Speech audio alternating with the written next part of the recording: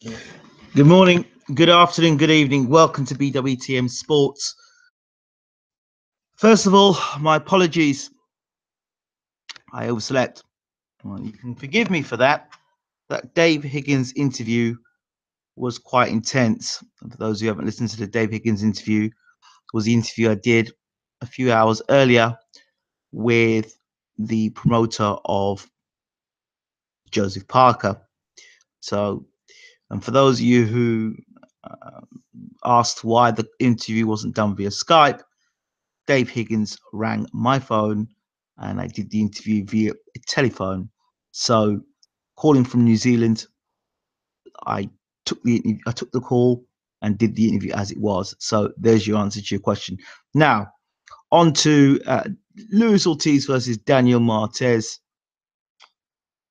I had as much contempt for this particular fight as there has been in a while. And it's almost like a spider sense that goes off. After last weekend's almost 3.5 hours of watching, for the most part, complete dribble in boxing, I'll tell you, I am fast becoming disinterested with this sport. And I don't know if it's being a diva, or if you want to call it a diva, or just having standards, just basic standards for boxing. But there was no way I could see myself staying hanging on FS1 to watch Luis Ortiz fight because I didn't think much of the opponent. Oh, it's a warm up. It's a fight that you can knock off the dust, and it's going to do Luis Ortiz favors. I said if this fight goes 3 rounds, it goes a long time. So it happens that as Daniel Martez was waking up, or he was falling to the camera as I was waking up, and that just about sums things up for me. The opponent was terrible, and people will turn around and say to me that somehow or the other I'm meant to be impressed by what I just saw. I just, who was Daniel Martez? He got blown away around by Joseph Parker. I'm sorry, but when I look at this situation, I see a guy that got popped, then a guy that to me didn't look in great shape. I know he knocked over Martez, but he's meant to knock over Martez, and this is the way I look at it. And forgive me if I'm wrong here. What I just saw there, I had to catch myself and wonder to myself, was I watching WWE? I actually thought when I woke up and I saw these two going back and forth at it, I thought I was watching WWE. I saw Ortiz knock the guy over and then put his head through the ropes and talking to Deontay Wilder. And I was just waiting for Deontay Wilder to either pick up a table and throw it at Ortiz. Then I see them get in the ring, and it almost looked identical, almost to when Tyson Fury was in the ring with Showtime, and he seemed to try to pull that same caper off again. That worked with Tyson because Tyson is very charismatic. Tyson too was a world champion and beaten Klitschko. That's different. That's different. That works. I'll be surprised if it gets 1 million views. I'll be surprised. It probably will do because it's just two people shooting off their mouth. But to be honest, I wasn't impressed. It didn't do anything for me, and it just seemed like a cheap imitation of when Tyson Fury and Wilder at it. Now, as far as I'm concerned, I wasn't impressed by what Ortiz did because he did what he was meant to do against a guy that I told you was for the level of opposition garbage for the level of opposition that Ortiz is. That's the guy. Now, take this into consideration. This is the guy.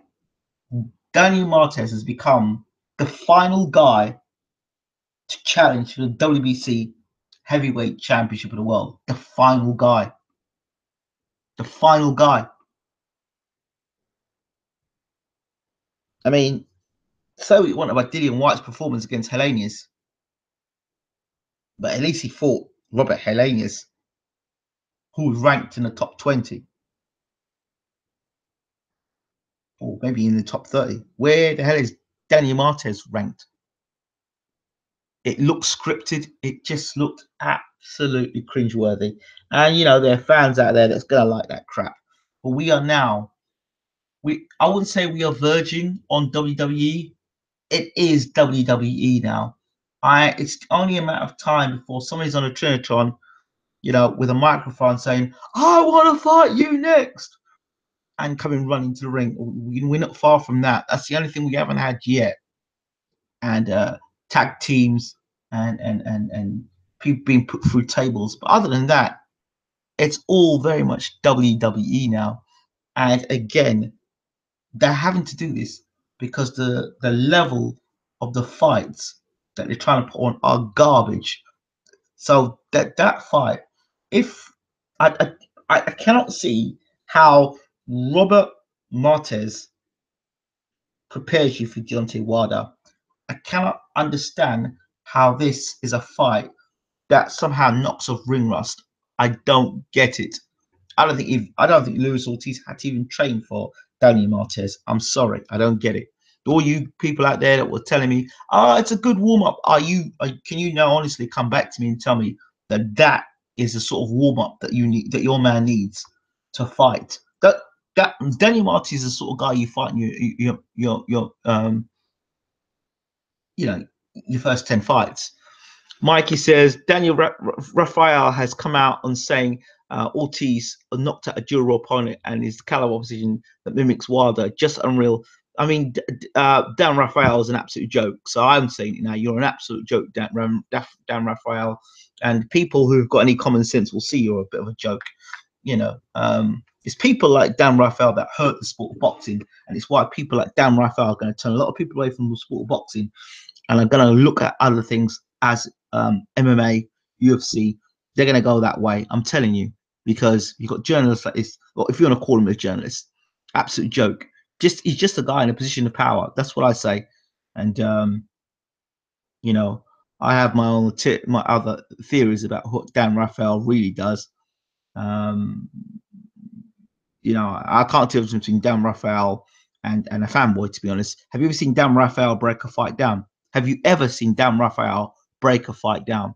Have you ever? And you people like to run to Dan Rafael. Have you ever seen him break a fight down? Have you ever seen him break a fight down between two fighters and say, well, I'm predicting this is going to happen based on this, this, and this. This guy's got great footwork.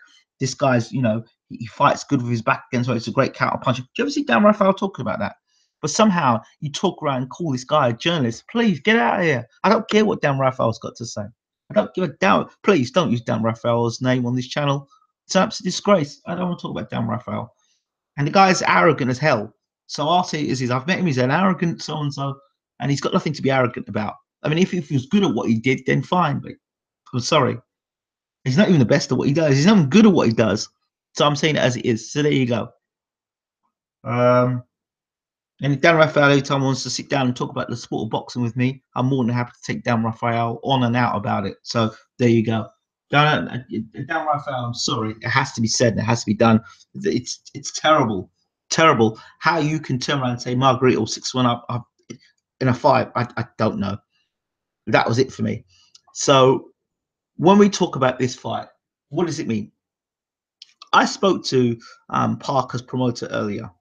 And you know what I would be more excited about? I'd have been more excited if Wilder said, you know what, forget Luis Ortiz for the minute. I'm going to go and I want to become a unified champion, just like Anthony Joshua. I want to become a unified champion. But I don't just want to be a unified champion by fighting an old man. You know, I want to become a unified champion by beating a young, unbeaten guy that's never been knocked out, right? Never been knocked out. And unbeaten, fresh. I want to fight him. I want to fight Joseph Parker. I would rather see Wilder do that, become a unified champion. You have to give Luis Ortiz credit, bro. he looked devastating, and Martez is a top 15 opponent. In your eyes, is a top 15. Where are you getting your facts from? Are you getting top 15 based on what? Mate, I think you're just trolling my channel. You're definitely trolling my channel. And I really have got no patience for trolls tonight. Really got no patience. Mate, sorry. You blocked. I've really got time for that tonight. I have no time for the trolling tonight. Literally, no. I've got no patience for trolling. I want people to talk serious business with me. And evening on. Do you feel Wilder is shook off Ortiz in that face-to-face? Nah, shook or what? What, you knocked out a guy that Wilder would have flattened a guy in a round straight. Wilder would have flattened a guy in a round straight. First punch, walked out, bang, knocked him flat out. Telling you, Wilder would have flattened a guy, he would have ironed him out in a round. And I'm not jumping on a Wilder hype train. I'm just telling you, is he? You would have look, Josie Parker ironed him out in a round. It took Ortiz 2 rounds to iron him out. So I'm sorry. I'm sorry. When we're talking about standards and we're talking about where this heavyweight division is going, Parker wants to fight Joshua. Fine, that's great. 2 young heavyweights going at it. Great. Bit of competition there. Great. Parker defending his title against Huey. Great. Unbeaten young fighter. Great. Let's see that again. Let's see Parker say, you know what? I'll take Deontay Wilder on. Admitting, I'm not disputing Ortiz is a good boxer. That's not my point. But we're not talking about Ortiz. We're talking about the level of opposition. And if you can sit there and defend Luz Ortiz's opposition tonight, then that you are the problem that's with boxing. If you can sit there tonight and defend the opposition that Luz Ortiz fought tonight, I'm not disputing if you think he can beat Wilder. What I'm disputing is the level of opposition. Do you think that is a sort? If that is, do you think that level of opposition is good enough? I don't want to hear no excuses. I don't want to hear no excuses from Ortiz people afterwards. Should Wilder go out there and actually throttle Ortiz? I don't want to hear no excuses. I really don't, because I don't want to hear, well, he wasn't in shape, he wasn't prepared, he hadn't fought for a year, he didn't have good. Listen, if you think, in my opinion, if you think that Malik Scott, Dave Allen, and now Daniel Martez is the right build up towards a world heavyweight title fight, and fine. Listen, do you know why Ortiz is being ducked in the division? A, he can't sell a ticket. B, he's dangerous, yes. 3, he's a southpaw. Those are 3 things. But Luz Ortiz doesn't bring anything. What does Luz Ortiz bring to the table? He's dangerous, yeah. Swerving. But what does he bring to the table? He don't bring no money to the table. I don't understand what he brings to the table. Where's Luz Ortiz's fan base? Where is Luz Ortiz's fan base? When has Luz Ortiz, had a sellout crowd? Come on, man. Come on, let's talk business here, right? That's the reason why it's being ducked. Tyson Fury said it on our channel straight.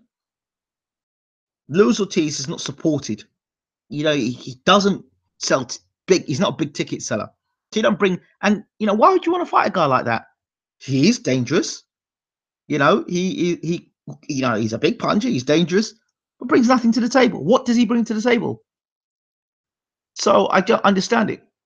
Yeah, we can go about Thompson. We can talk about Jennings and Scott. Scott was not solid. Scott was not solid. He got blown out in a round by Deontay Wilder. He was not solid. Chisora knocked him out long before that. So that's not solid. I'm sorry. It's not an ideal opponent, but I'm sure Bo is already defending it with a row of Vaseline those pants with his hands getting to work. That's where his fan base is. Exactly. Eddie Hearn lied to Ortiz. He does have a fan base. Really? Okay. So he had such a fan base. Why didn't he fight in the UK? Oh, he did fight in the UK for Dave Allen. That's a fan base, is it? What are you talking about? Okay. Well, okay. Show me the figures of his fights.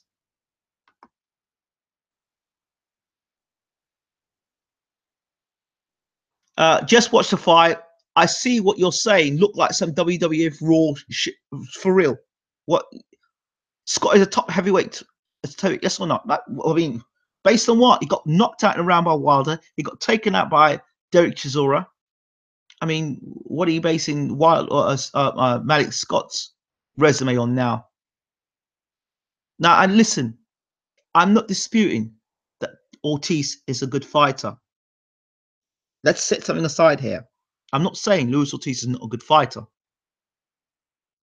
But what I am saying is that the level of his opposition tonight is disgusting. That is what I'm saying. It was disgusting before it was announced. It was disgusting during the fight, and it's disgusting after the fight. That is what I'm saying. I'm not disputing he's not a good boxer, but let's get the facts and figures. I want to hear ticket numbers. I want to know how many tickets that Luis Ortiz sells at the gate.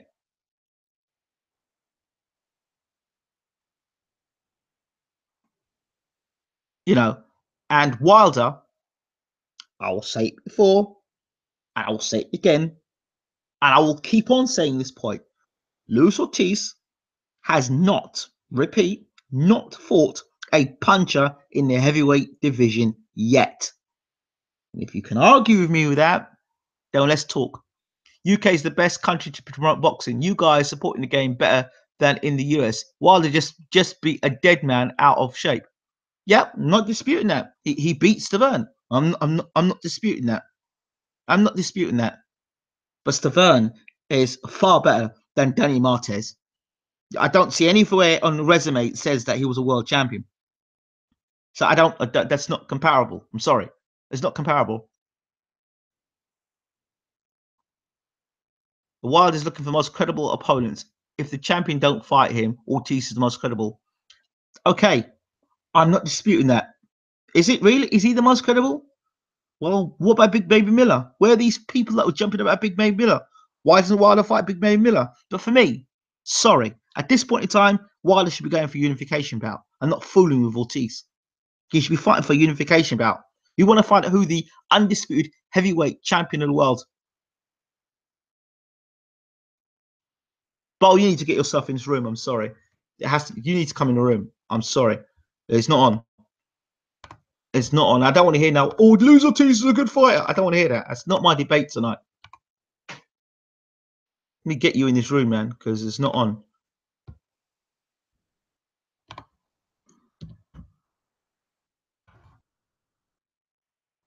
And nobody can say to me that I did not try tonight to try and sell Deontay Wilder versus Deontay Wilder versus Joseph Parker. Nobody can say I didn't do that. Joseph Parker is already busy. How can he be busy? How can Joseph Parker be already busy? I just finished talking to his promoter tonight. The Joshua fight hasn't been made. Lucas Brown is in the corner, and they're talking about fighting in China. And you want to tell me he's busy? Get on the line, man. Get on the line. Let's talk. Big Baby's going the IBF route. I give Ortiz a 60% chance of beating Wilder. Okay.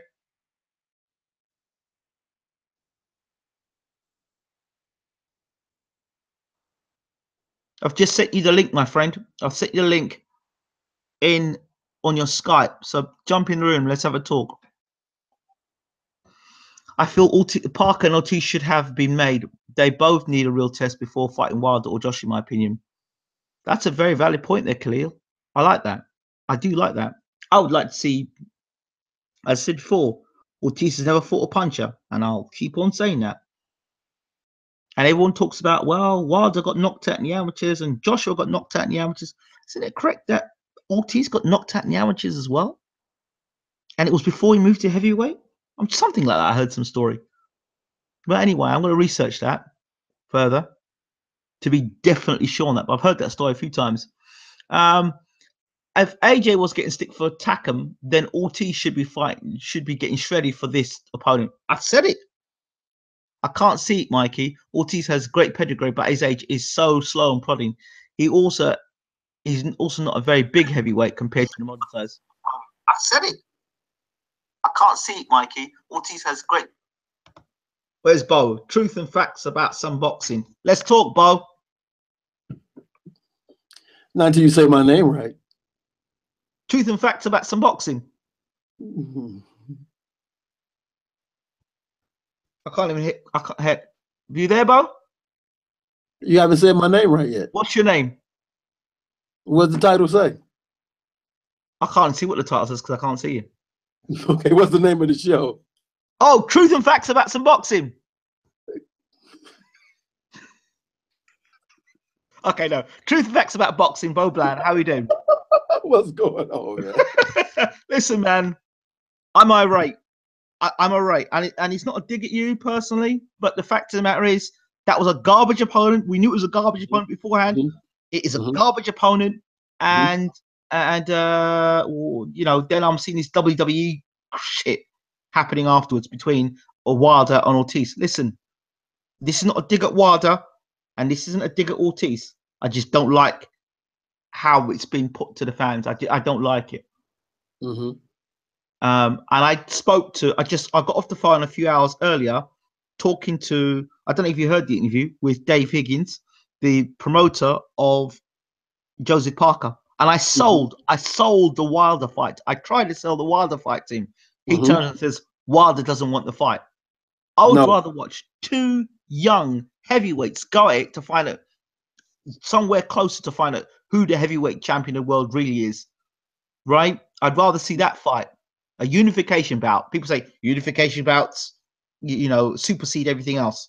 Let's not see. Why not we see Wilder versus Joseph Parker? Parker's talking about, his team are talking about, if he don't fight Joshua and he don't fight Brown, they'll be going off to China to fight. What the hell are you going to go and fight in China for when you could fight Deontay Wilder?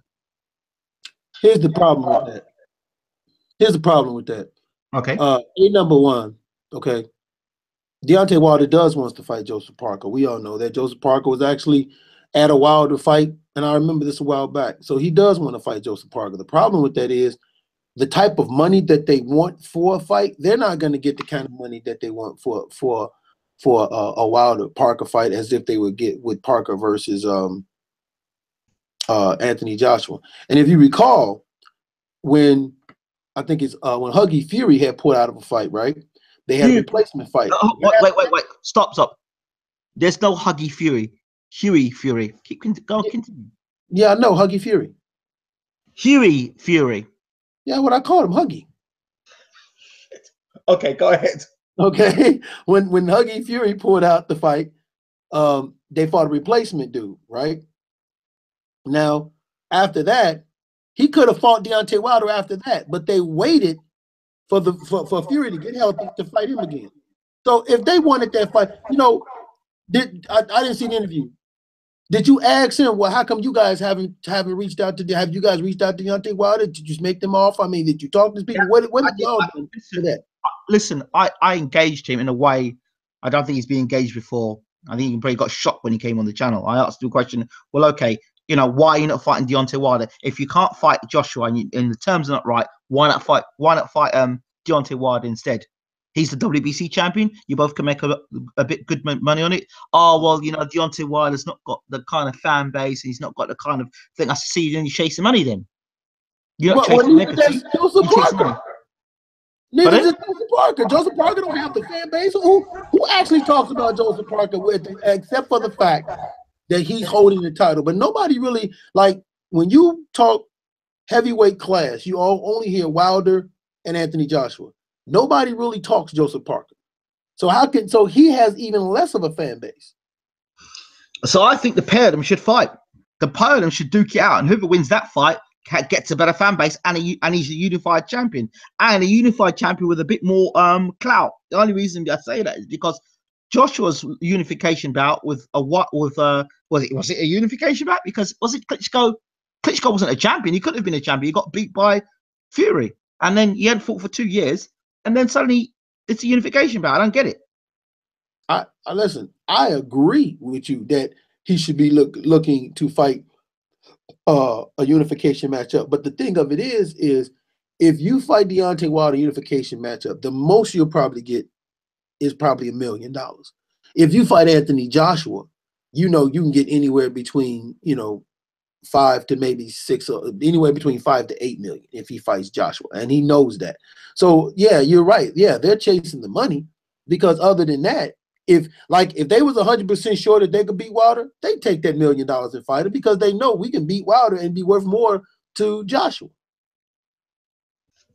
I've made this point, and I will repeat this point over and over and over again, man. Lose Ortiz. And I will at this point, skill boxer, big punching, great. Still hasn't fought a puncher. Still hasn't fought a punch in his career. Okay, when you say a puncher, what do you mean? A genuine heavyweight, a guy who knocks people out for fun. I haven't seen him fight anybody like that. Okay. A genuine, proven puncher. I haven't seen him fight anyone like that yet, to be honest. Okay, I'll give you that. Right, and that's my concern about Lewis Ortiz. I don't want to see a situation where... wait a minute, I'll give you that, but see, when I look at Deontay Wilder, I'm like, I haven't seen him face anyone that, from a skill set level, could nullify his power. Okay, I'll give you that. Henceforth, the reason why the Ortiz fight would answer a question for both guys. I appreciate that, you know. But I also take into consideration that Wilder was a bronze medalist at the Olympics. And Lewis Ortiz was not good enough to be part of the vaunted, feared Cuban boxing team. So if Lewis Ortiz was here in America, would he have done as good as Deontay Wilder? Because you got to realize how good you have to be part of that Cuban team. Mike Perez was #1, wasn't he? Who? Mike Perez. He was #1 heavyweight, wasn't he?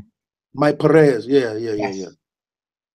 So then we have to ask this question. Well, Mike Perez was the #1 heavyweight for Cuba at the time, outdoing Lewis Ortiz. These are the facts. I'm asking you, we've seen what Mike Perez has done as a heavyweight. I would like to see Mike Perez and Lewis Ortiz fight, actually. No, not right now. Maybe back then. Maybe back then I would have liked it. Back then, yeah. Yeah, obviously not now, but I would like to have seen that fight. That's a fight I would like to have seen. I would like, to be honest, and I'm not, this is not, people have to understand where I'm going with this. This isn't a knock of Lewis Ortiz, the man. Maybe Lewis Ortiz, the management, I've got a problem with, because I don't understand. Let's probably clear. Let me clear this up. I have no problem with Lewis Ortiz, the fighter, the skill set. I acknowledge guy's got skill set. I acknowledge that. What I have a big beef and a big problem with is the level of opposition for this guy. You know, you trying to, I don't see no building of a brand here. I'm seeing a brand being hurt over and over again. You know what's funny you say that is, if you look at Deontay Wilder and Lewis Ortiz, both of these heavyweights, from a promotional standpoint, started under who? The vaunted Golden Boy. So they were built the way they were built, with the opposition they would put up coming by Golden Boy. Now, Lewis Ortiz, he leaves Golden Boy, he goes to who? Eddie Hearns. And I've said this 1,000 times. Eddie Hearns devalued the shit out of Lewis Ortiz because of the opponents he put him in there with. He put him in there with Malik Scott. He put him in there with Dave Allen. But hold on. Let me go back to this. I hold fans accountable, because same fans that said, Eddie Hearn, he's Lewis Ortiz and Eddie Hearn. It's a dream matchup. What a great thing. Nobody's talking about it now. He's gone real quiet about it. But it happened. It happened. So we have to ask the question of two things. You know, if you're in a court of law and it's a family case and it's about kids, they'll say, you know, in terms of a father or a mother not allowing the child to see one parent or the other, the judge will be looking to find out the best interest of that child. Now, in terms of Lewis Ortiz, I'm not calling him a kid, but in terms of Lewis Ortiz, I ask as a judge, has the fight been in the best interest of Lewis Ortiz? Dave Allen, Malik Scott, and now Martez.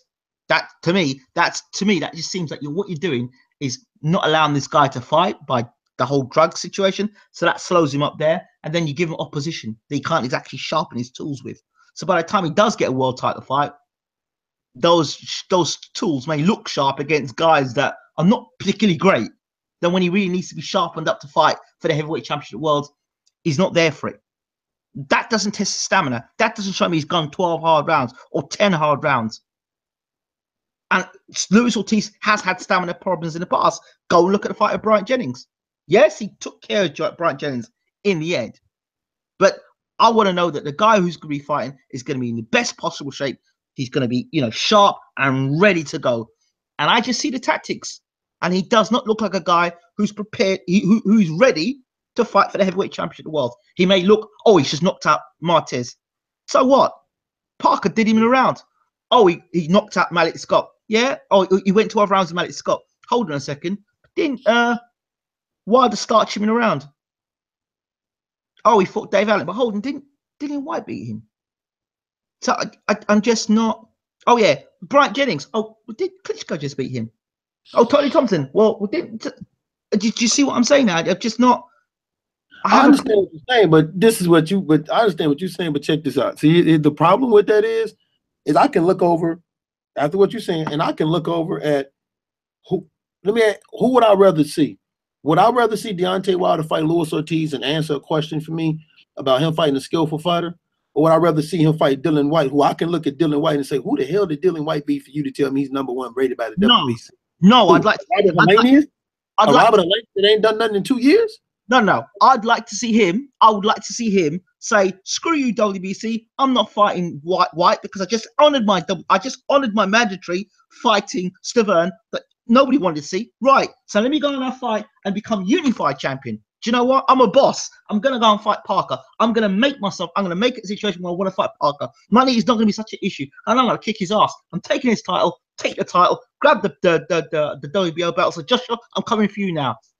That's how a real G and a real boss does things. I'm taking the title for you. But you got to have the money to do it. And the fact remains, I'm going to say it again.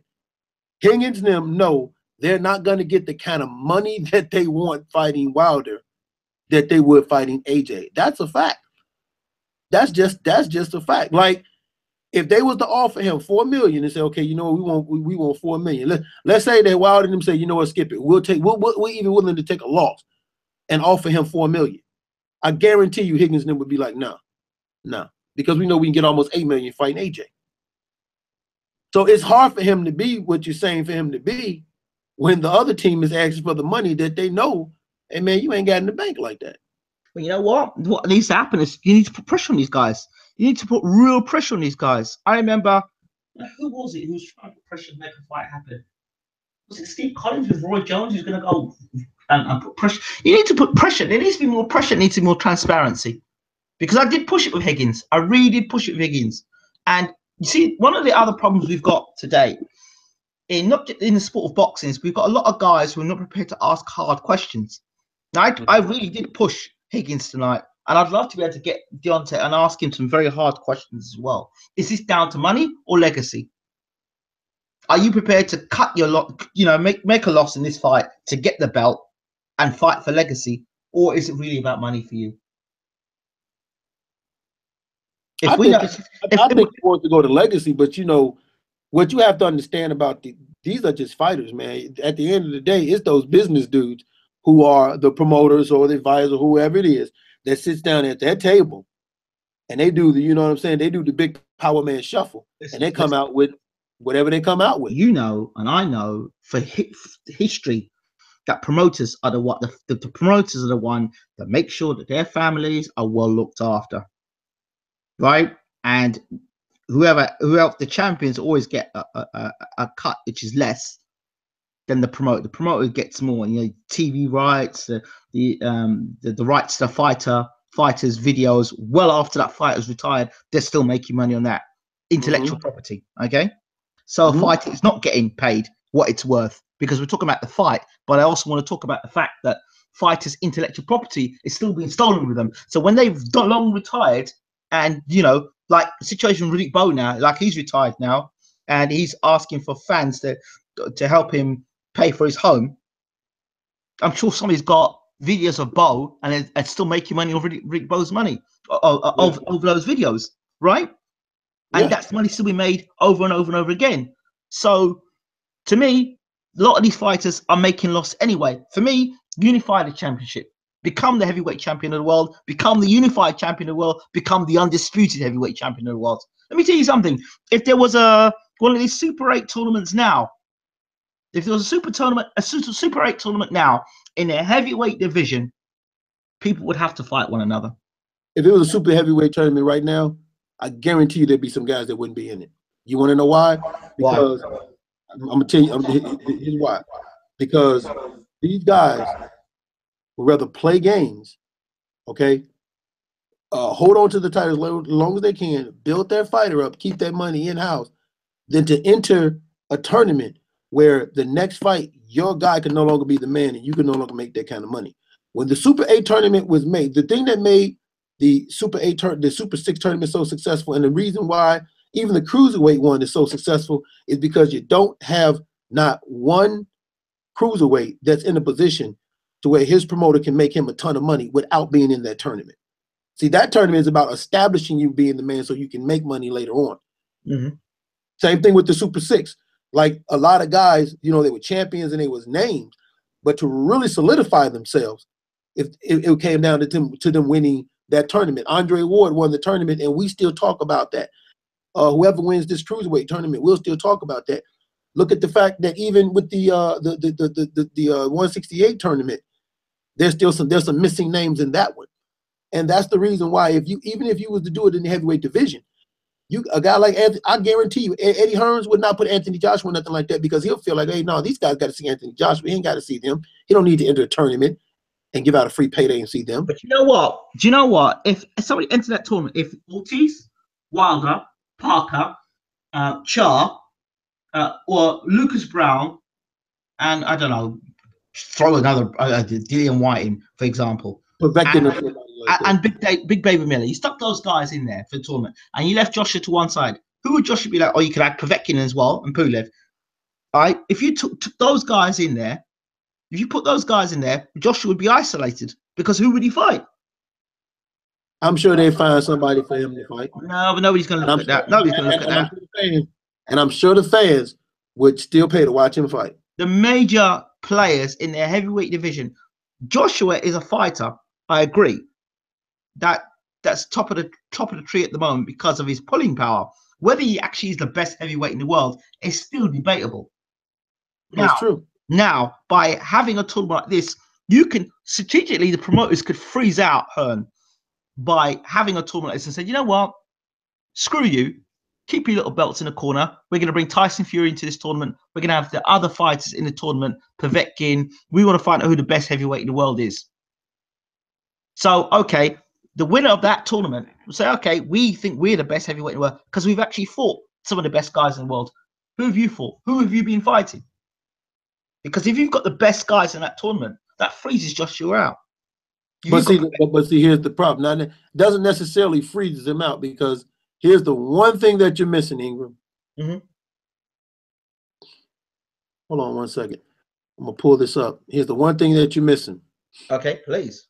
If you look at the IBF rankings, there's still decent guys that he can fight according to the IBF rankings and according to the WBA rankings. Name them. Bring them up.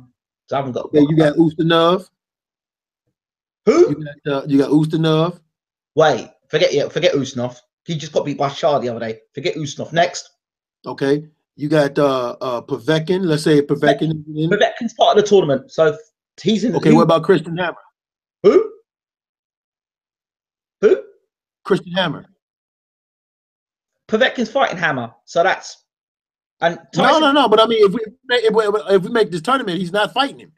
He's not fighting her. No. We can do like how Chris Eubank Jr. had to fight Arthur Abraham to enter the tournament. Povetkin beats Hammer. Hammer's already been beaten by Tyson Fury, and Hammer knocked out David Price in the tournament. Okay, how many people? Okay, you'd have to step how many people are going to actually be in the tournament. Okay, let's pick 8. Let's pick 8 fighters then for the tournament. Super 8 tournament, 8 of the best in the tournament. Let's go. Okay, so you got Deontay Wilder. Yes, 2. If his people let him enter the tournament, that's the problem. Because he would. Okay, you'd have to make it interesting to where, okay, the winner of the tournament wins like $50 million or $60 million, right? Okay. Okay.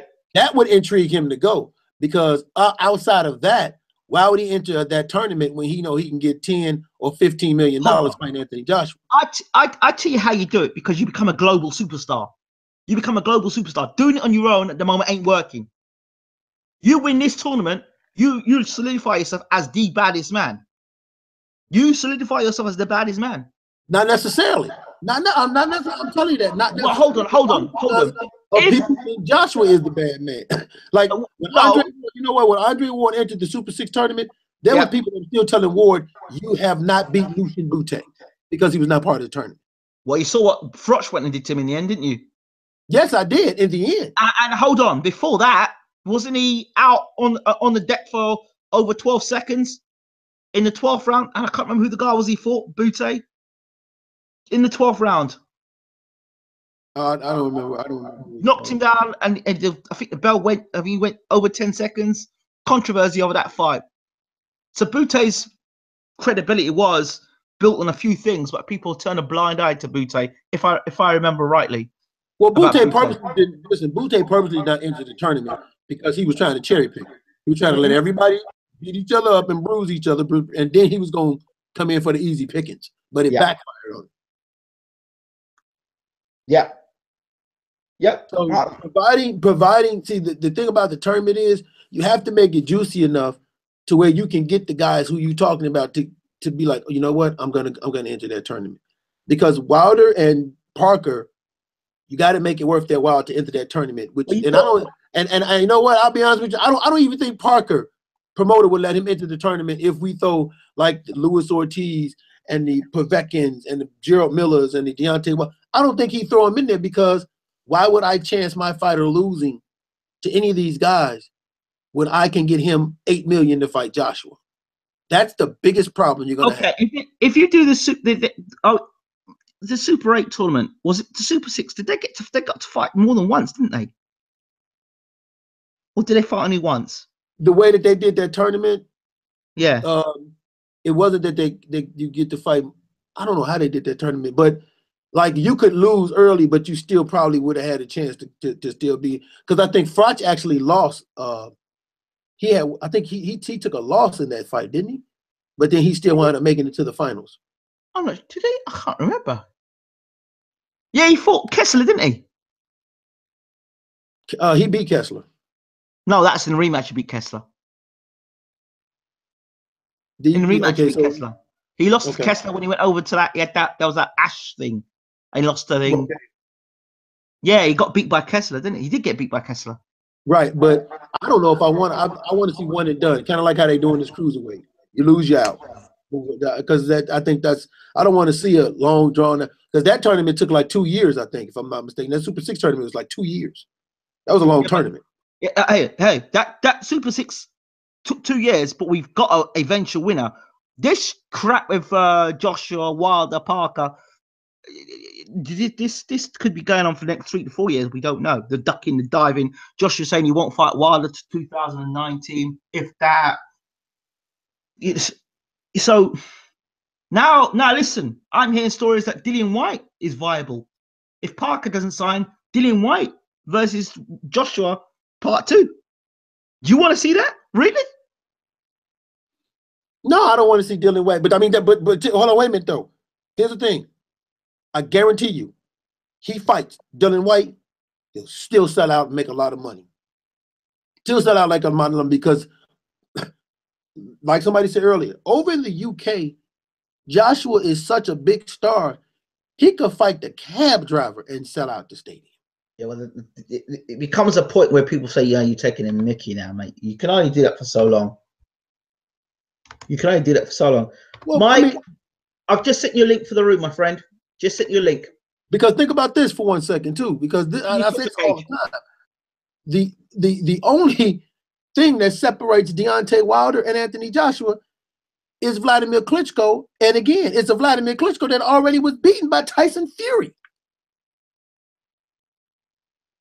Okay, here we go here. Mikey says, AJ, Parker, Ortiz, Povetkin, Wilder, Pulev, Brown, and forget Martin. No, get Martin out of there. Put Big Baby Miller in there, or okay, we've got AJ, Parker, Ortiz, Povetkin, Wilder, Pulev, Brown. Who else are you going to put in there then? One more person. Big Baby Miller. Miller. Okay, fine. Yeah. So that's 8. Those 8. Oh, hold on. Tyson Fury. Forget Miller. Put Tyson Fury in there. No, if he's back, okay, fine. Yeah, put Tyson in there. Tyson Somebody fights. said Fury, AJ, Wilder, Povetkin, Pulev, Parker, Ortiz, and to start the tournament off, Tyson fights Pulev. Tyson fights Pulev as a Tyson will fight Pulev. No, I would have Tyson fight Miller. No, Ortiz fight Miller.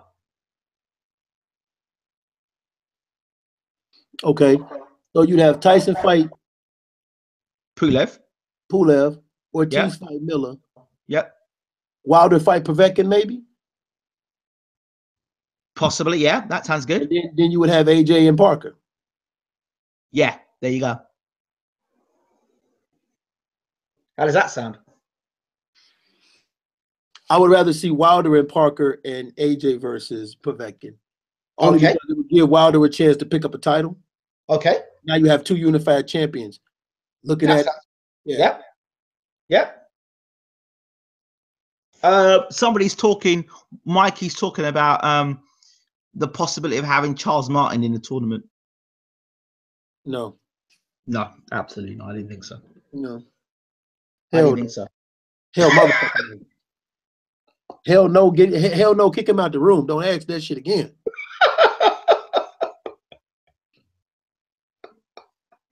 That's it. We have a situation now. We've resolved the problem there.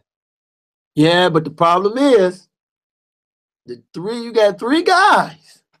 Now you tell me, those fights there, are you not going to pay to see those fights? And all those fights are pay-per-view fights. Where would you have these fights, time frames, everything like that would come into play? But I mean, you got the right concept. Listen, you have the right concept. We have the right thought process. The problem is getting the promoters on board when they know I can make a boatload of money without this tournament. Mock him all you want, but he's decent boxer who's likely to beat White, who people gas up. White versus Charles Martin.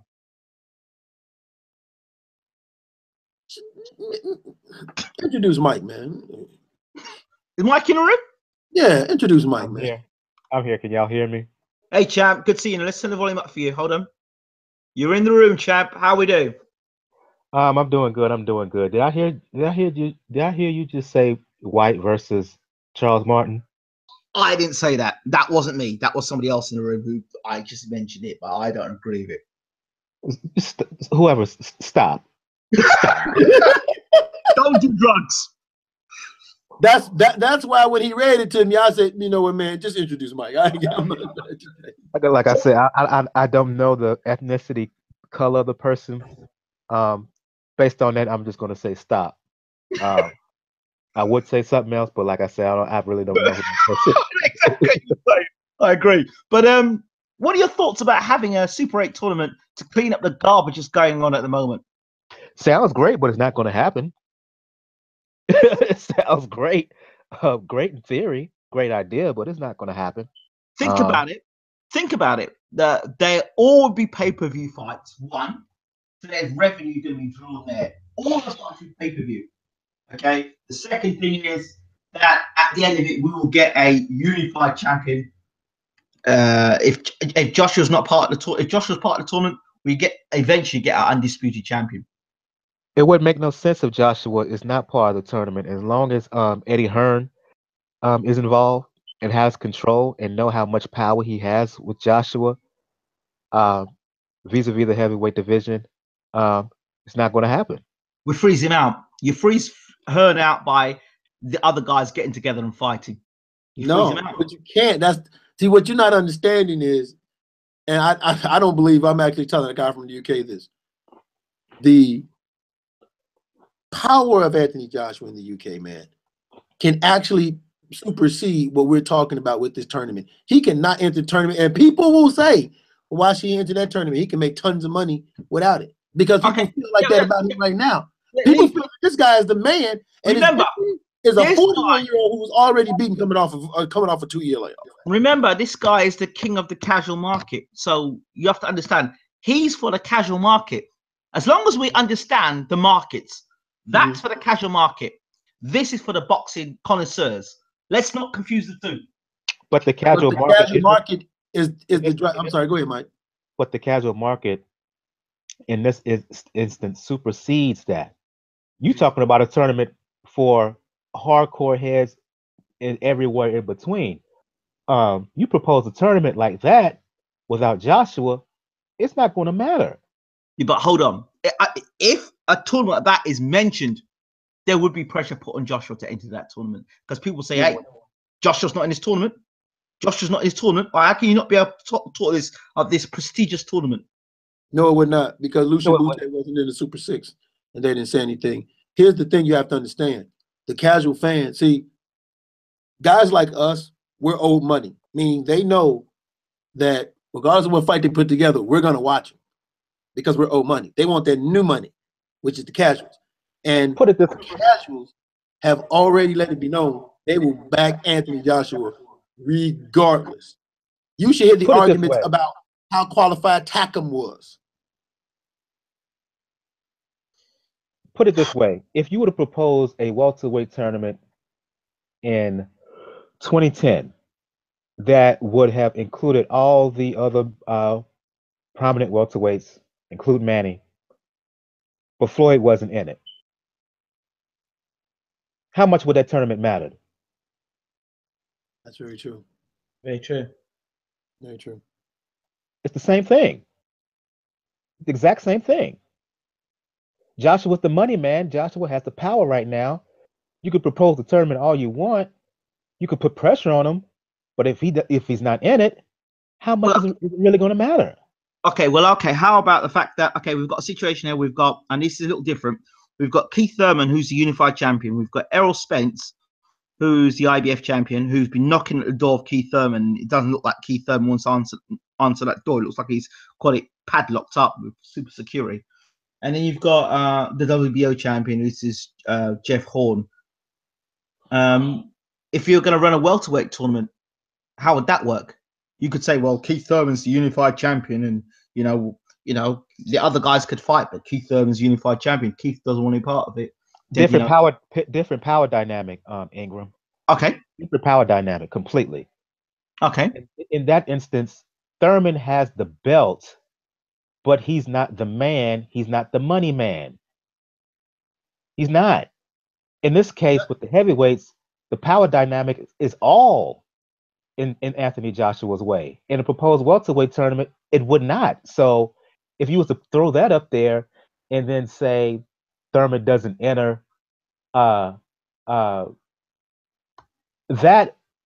would mean something, particularly in light of how people are accusing Thurman of kind of avoiding Errol Spence.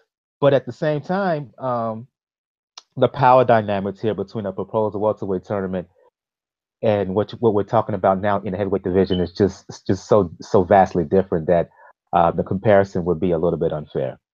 Okay, let's try. Go ahead, Bo. I do want to point something out. How, what's the word I'm looking for?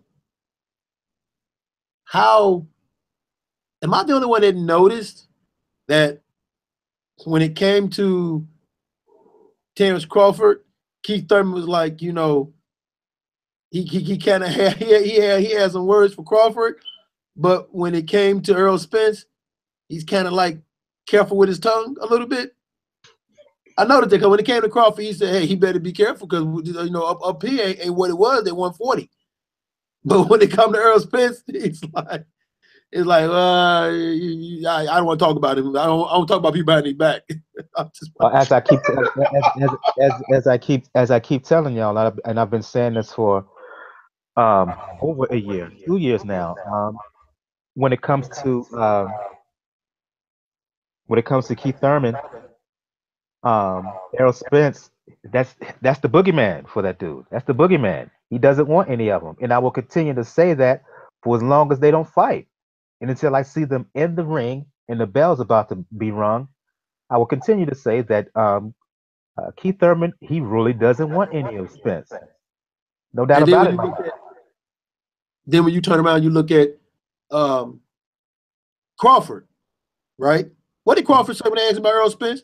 He said he's not indestructible. He just like that. He said he's not indestructible. You know, your job as a fighter is to find what somebody got and figure out if you can exploit it. And I think I got the skills to do that. Okay. So then, do you think that Joshua wants to fight Wilder? Yes. Yes. Yes. I think Joshua wants to fight Wilder. I think Eddie Hearns don't want the fight to happen just yet. I think both fighters want to fight each other. It's just red tape and political BS and economics are just wanting to let that fight simmer some more. Like I said, to me, this is nothing than a similar comparison to Leonard and Hearns 81 when the bout was initially proposed. Leonard said he didn't want it. Well, and Angela Dundee specifically said, "Not now, Well, not Leonard now." said that about a couple people. So Stop it! Let me throw your boy. Don't let me throw your dude Hagler in here. What's that? I'm just saying, you know, Leonard says, you know, he's done a, you know, I'm not gonna say no names. Aaron Pryor, Donald Curry, Mike McCollum, you know, Lloyd Honeycutt. Well, Lloyd Honeycutt. Please, Hunnigan, please. That's not. Stop it. Stop it, Hunnigan. Just stop it. Just stop it. Even Curry. Just stop it. Just stop it. Okay. Even Curry to a certain. Stop it. No. But like I said, back to what I was saying, it's just the same thing here. Angelo Dundee said, "Let it simmer here. Let it simmer here." To quote him, "Let it get juicy." That's what we're having here. They both want to fight each other. It's just those who are handling the negotiations and all that stuff behind the scenes, they just want this fight to simmer some more, so it can be make the most money when they finally get in the ring. But I don't think either guy is scared of each other. Not at all. Okay, let's look this way. How can we break the monopoly of Anthony Joshua? I'm not hating here, but if you want to see the other fights be made, how do you go about it? Oh, the first way I would have went about it. Well, go ahead, Mike. No, I'll let you answer the question, Bo. Okay. The first way it should have been done from jump was when he was going to fight Vladimir Klitschko. It should have been said to everybody, yeah, remember, guys, he is fighting a dude that is coming off of a loss that hasn't been in the ring for 2 years and is 41 years old. That was the first way it should have started, with that right there. Because once he beat Vladimir Klitschko, that's the thing that pushed him into the position that he is in right now. So that should have been first. It should have been a constant reminder that this was a guy that was previously beaten by one of our own in Tyson Fury. That should have been the first thing right then and there. Okay. Well, but you know that the British media has very much been controlled by certain promoters, so that's going to be a problem right there. I don't know if it could have been stopped. I don't know if it could have been stopped, fellas. And it's gotten to the point now. I don't know if it can be stopped. Let's just put it out here.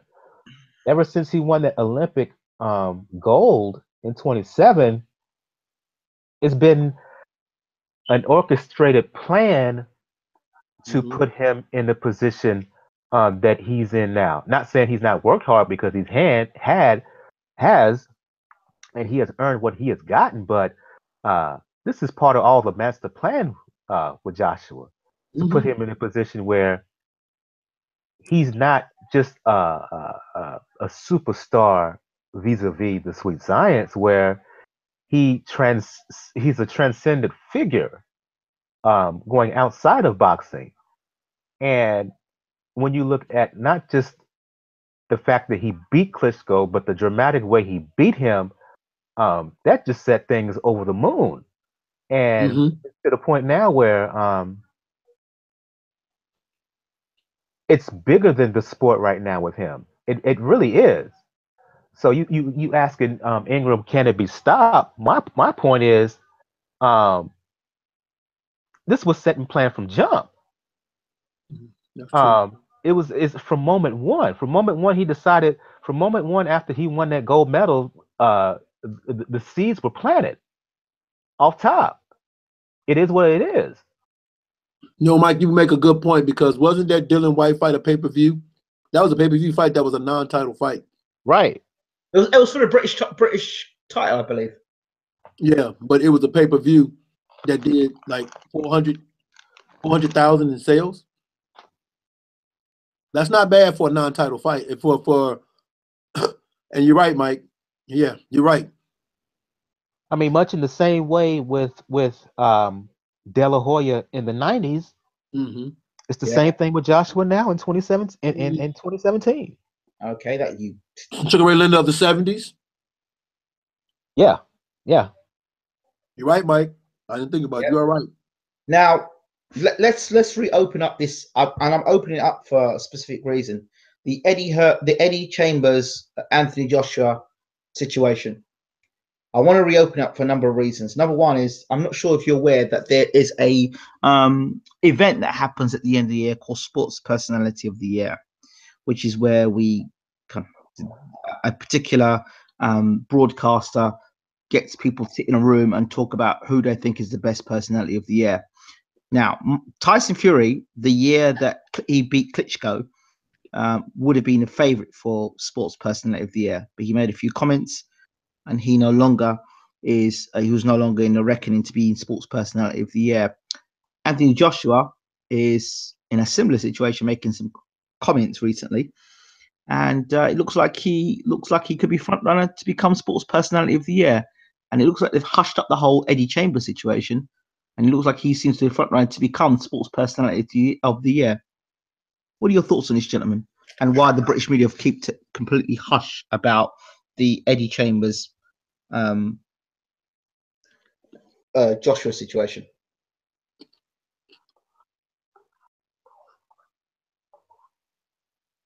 Bo or Mike? It doesn't matter which one. I need some time to think on this. So if you got a response, Bo, please give it. Okay, this is for UK, correct? Yes. I think because, like Mike said, the seeds were set to promote Joshua in the highest light, in the best light possible. If you get people that can overlook, going back to when Joshua was in his youth, he did some very questionable things. Like Joshua, and correct me if I'm wrong, he was looking at going to jail at one point. Mm-hmm. And we could have misseen him. So once that happened, you win the gold medal, you get with Eddie Hearns. Like, you have some promoters that are in a very good position to where they can control the narrative that comes out about you. And as much as we hate to admit it, Golden Boy is very good at that. Eddie Hearns is good at it. He walked the streets of New York asking people if they knew who Deontay Wilder was, to try to prove a point that some people got. And a lot of people understood it. But like, if you're like guys like us who are smart, know that meant nothing. You ask people in New York who he is, knowing here in the American market, you could ask them who Daniel Jacobs was. They wouldn't know who Daniel Jacobs was. Okay. Now, if you wanted to prove something, go to Alabama. That would have proved something. So he's very good at controlling the narrative. He's very good at getting his portions of the story out often and a lot, to where that's all you're talking about is what he said. He's good. He's getting a good narrative out because we've got such poor journalism in the UK, or we've got journalism that was a kiss ass to that promoter. That's why. Yeah, because he holds the golden goose. You want to interview with Anthony Joshua? Kill that. You want to interview with Anthony Joshua? Stop that. You want ringside seats to his next fight so you can get a good view to do the fight? Cut that out. Golden Boy does this the same way Golden Boy controlled the narratives about their racist emails. That has not been talked about like it should have been. And they got away with it because they know how to control the narrative for some of these journalists to get them access to the fighter when they hold that golden card.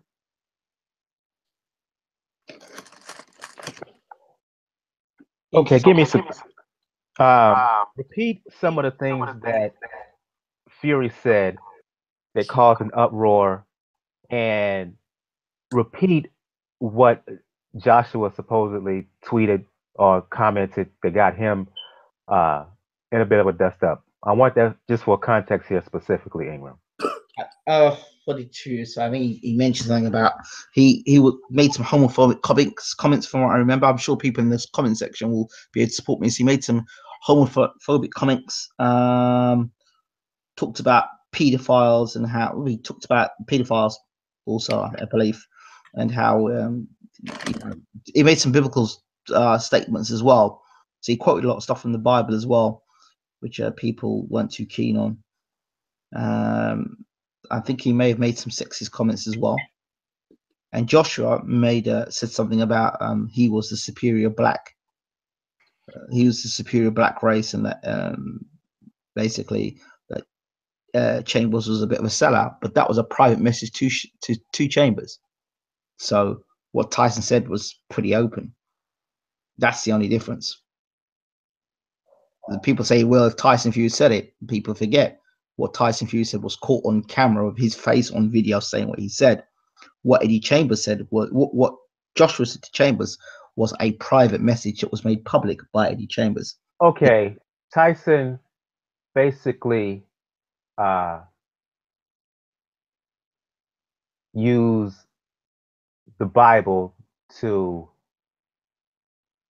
push a level of not just homophobia, but a certain level of sexism and misogyny. Joshua was having apparently an interracial back and forth with someone, basically black checking. Yep. But the thing is, now I suspect Joshua's probably sent messages to other. In fact, I know Joshua has sent messages to other people, or there's been conversation with other heavyweights. I don't think I know that. I know that. So in that case, that probably would be more not a text message. That would have been a telephone call. I know that. I don't know the relationship between Joshua and Chambers. Mm-hmm. But this is going to be a little bit controversial. What I'm about to say. Okay. It's not a good thing at all for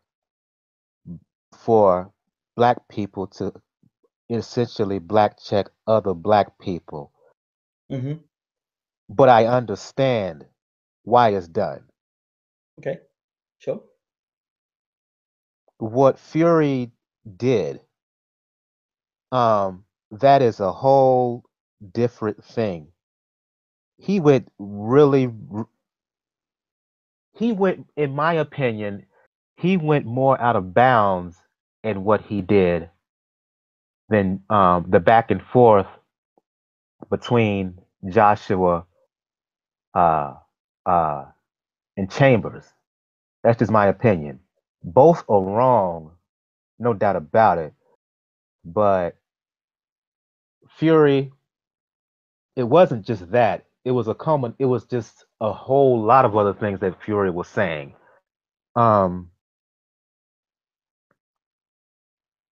That was more out of pocket.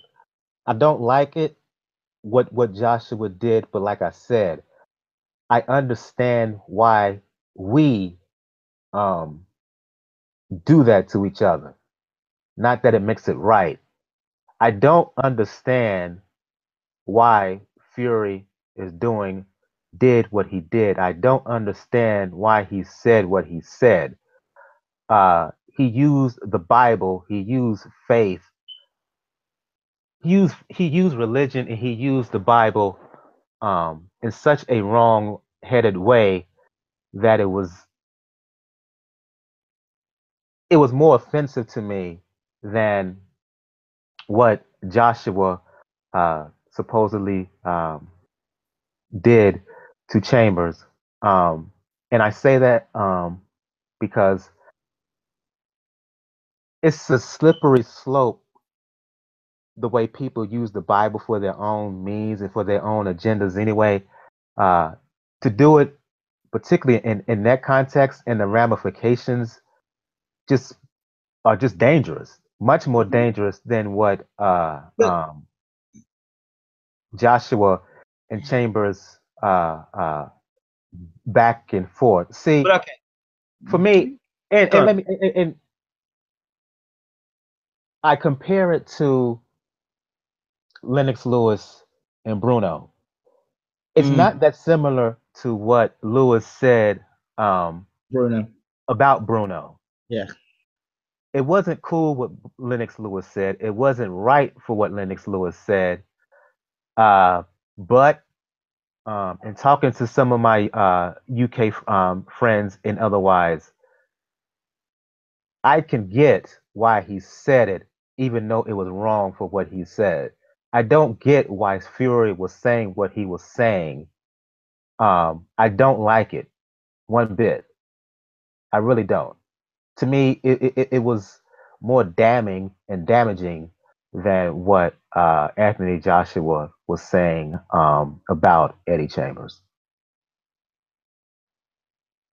And like I said, this is controversial, but again, it's just my opinion on it.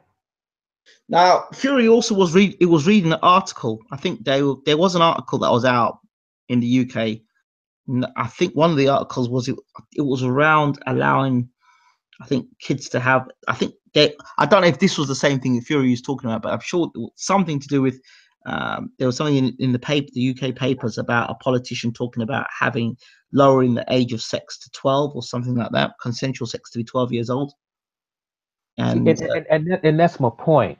That attitude spreads not just from person to person. It can spread into law. See how that kind of dangerous mindset can go? You will not get that from what Joshua said about Chambers. You just will not. That's why I say it's worse. It's the ramifications of it. It's not just him thinking that same way. It's others outside of boxing towards people who have power, who have clout, legislative manners. His attitude is no different from what Manny Pacquiao's attitude is, in how he used that attitude to form legislation against homosexual folks in the Philippines. You see my point? Yeah, but I think he was trying to. I think he had a problem with the paedophilia, and I think he was speaking out on the paedophilia. So you can have a problem with that without going to the lengths that he did, without going to the measures that he did.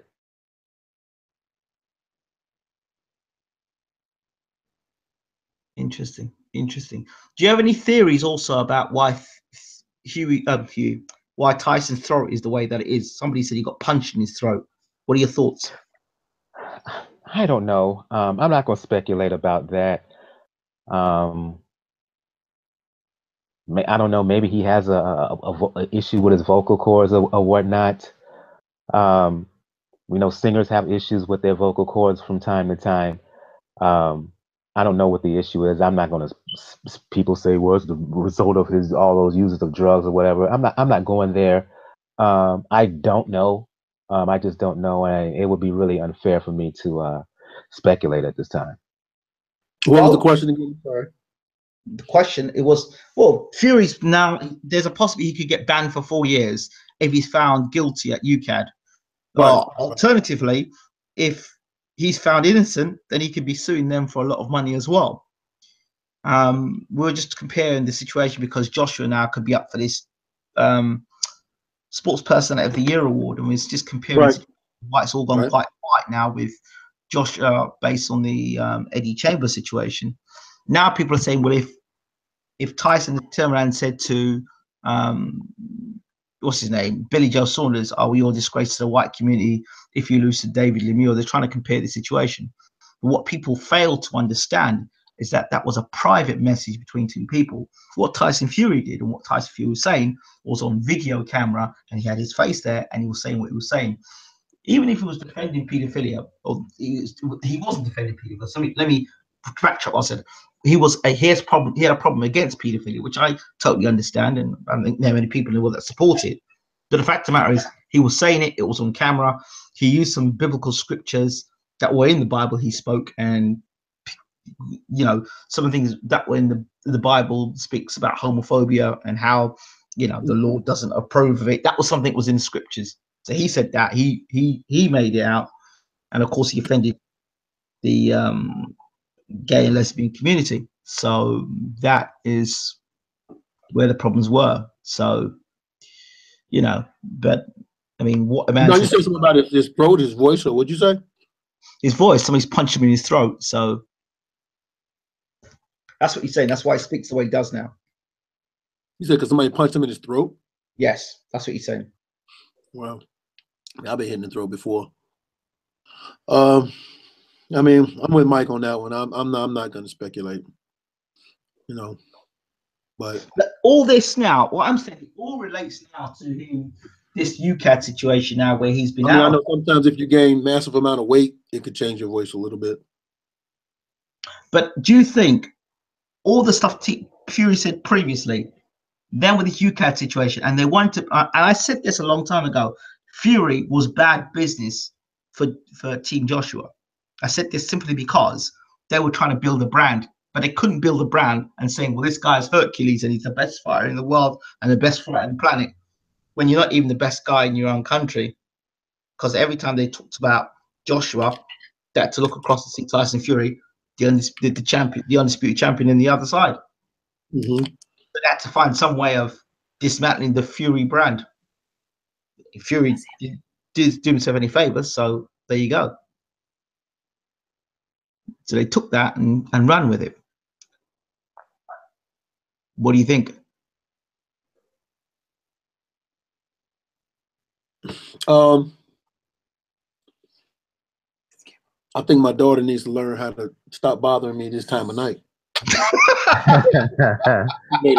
He's such a lightning rod and a controversial figure to begin with.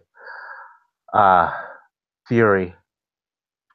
For him to say what he said, it didn't help. Put it that way. It didn't help. All the things he said and done before, you put this into the pot. It didn't help. I'll just say that it didn't help. You know what? I think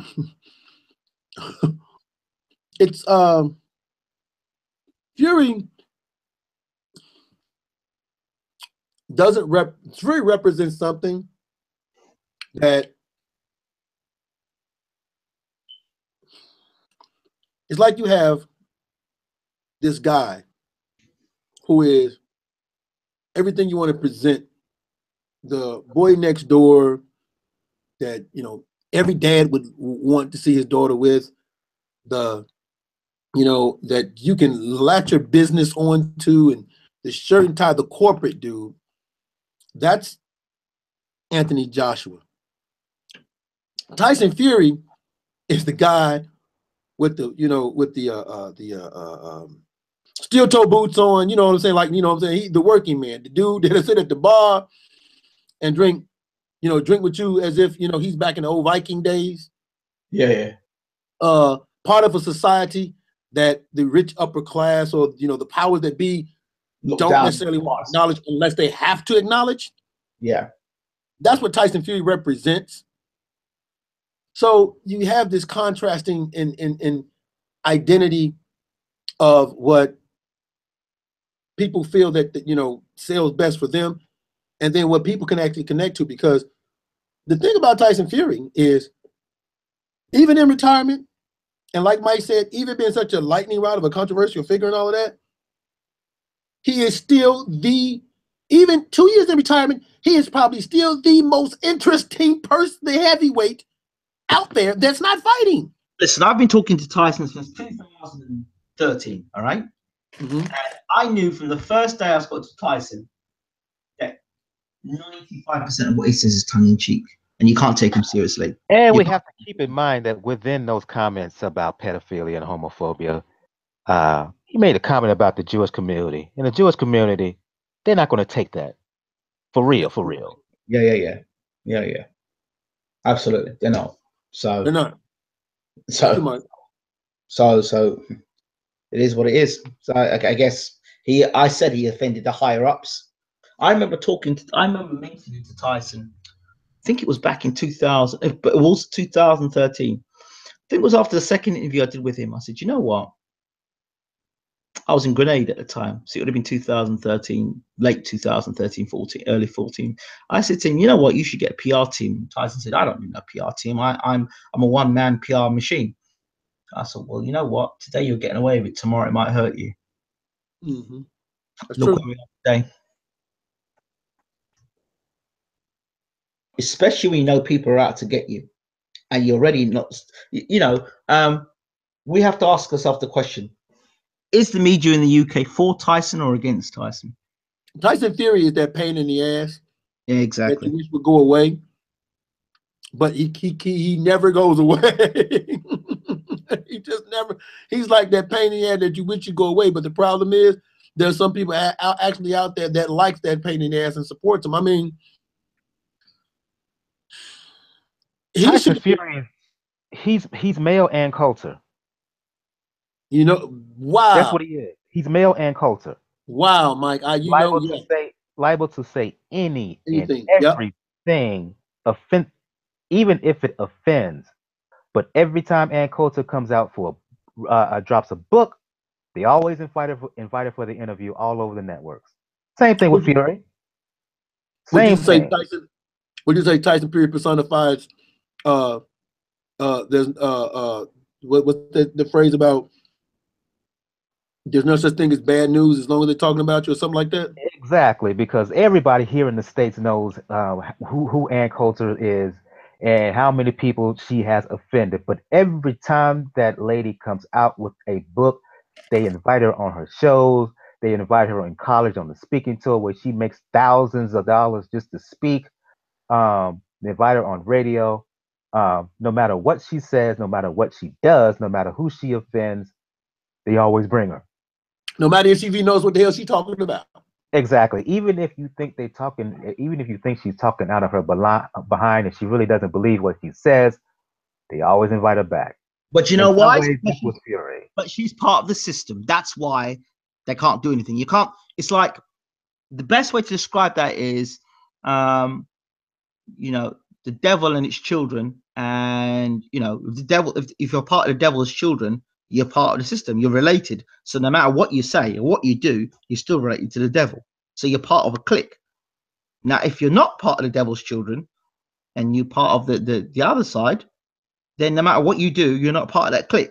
You're not part of that system. You're not part of the clique. So she is a part of the clique. So that's why no matter what she says, nobody can do anything to her really, because she's part of the clique. She's part of the system. She makes money. She brings money in. She's part of the system. So nothing's going to happen to her. She's immune to that unless she pisses somebody off within the devil's clique. And in that way, then there's a problem. She steps out of line, doesn't do what's been told, doesn't follow up, doesn't do as protocol, doesn't follow the protocol of the devil. She can break the protocol of anybody else's cult and clique and organization. But I would say she's made a deal with the devil, but you have a point there. Go ahead. Yeah. So some of the things you said. So you step outside of the devil's plans, then there's a problem. But step outside of anybody else's plans. So with the Tyson Fury situation, it seems to me he one of three things. He didn't want to join the gang.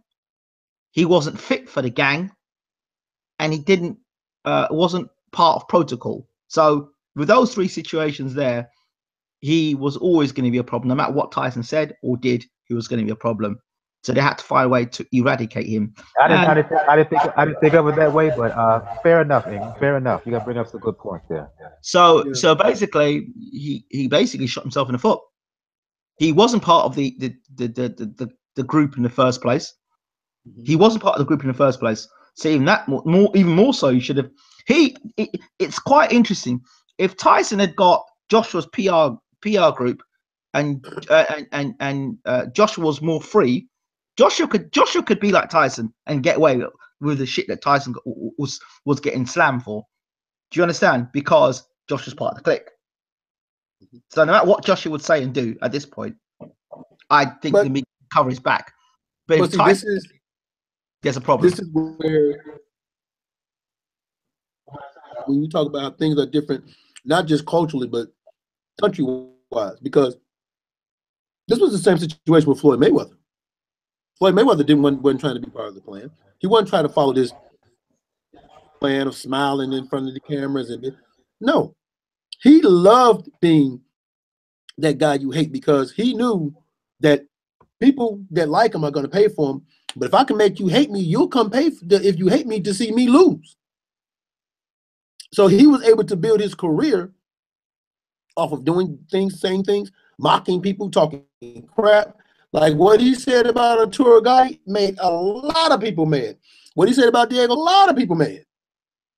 But he knew, hey, I can still make money and go against the plan. What'd you say? What he said about De La Hoya made a lot of people mad, and still make people mad. Yeah, coming to the ring with that sombrero, and oh man, a lot of people angry. Okay, but he was able to be financially successful only because he was able to tap into those people that don't like him that will actually pay to watch him fight. Well, hold on a second. Let me ask you a question about Floyd Mayweather. I don't know how many people answered the question.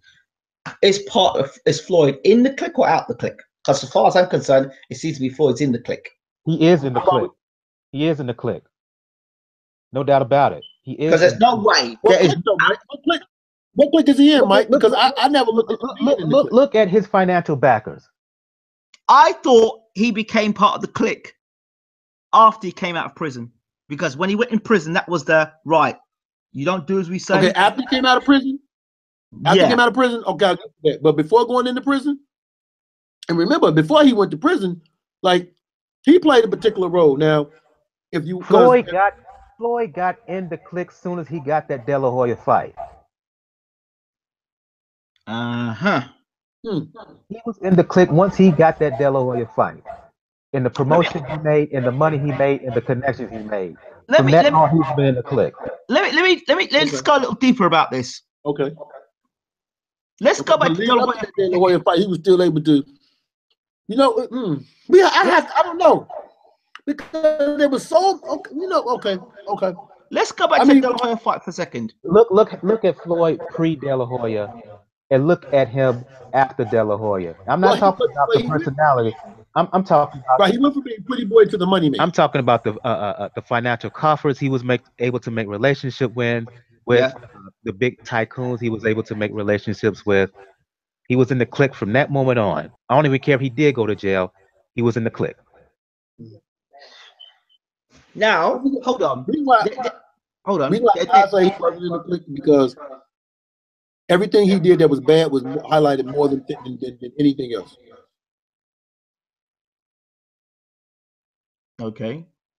I would have said that if you look at when he fought, when Pacquiao fought De La Hoya. De La Hoya was fighting at light middleweight, I believe, or middleweight. He comes down. He hadn't fought in welterweight for about 5 years. He comes to welterweight and he comes his lightest ever.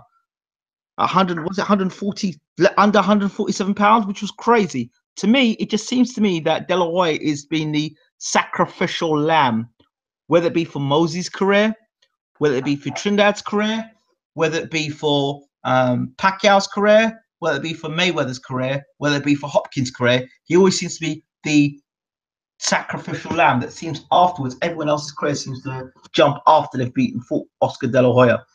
De La Hoya's losses have been to the blessings of other people's careers. Hopkins, what's his name? Mayweather, Pacquiao. Look at Jeff Horn now. It didn't work so much for Tim Bradley, but I think that was because I think that Aaron was trying to show Pacquiao, listen, I have control and I can screw your career if I want to. I have full control of your career. So don't do as I want. Fair enough. I'll screw you up by the judges and still keep you in pocket. I could be wrong, but that's why I'm seeing it. De La Hoya is the guy who was the money man who didn't turn down a challenge, and you had a certain select group of fighters who knew that he was a money man and knew ultimately at the end of the day, if they were to challenge him, he was going to accept. And they were banking on the fact that they would beat him, and after they beat him, they would benefit financially. That's what the situation with De La Hoya. Okay. Hold on. Can you then explain to me why for Floyd?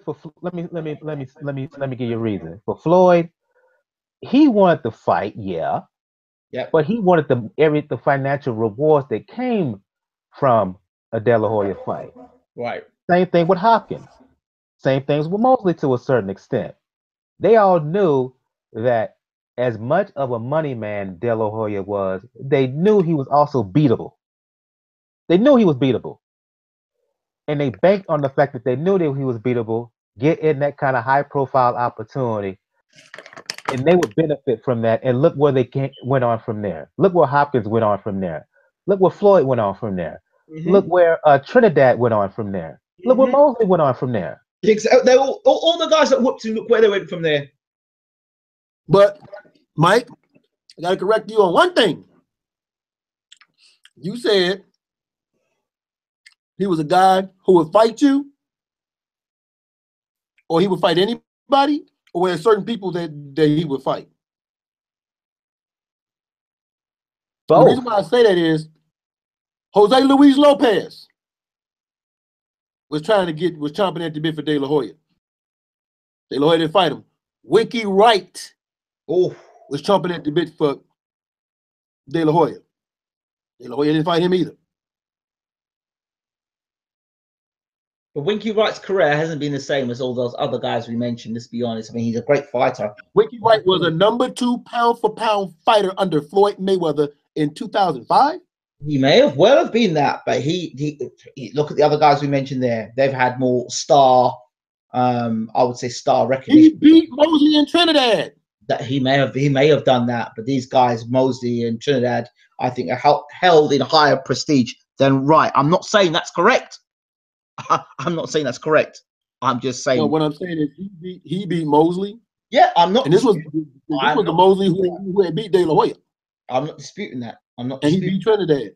He wanted Floyd, and he wanted. Okay, let me ask you a question. Was Winky Wright part of the clique? It didn't seem like he was part of the clique to me. No.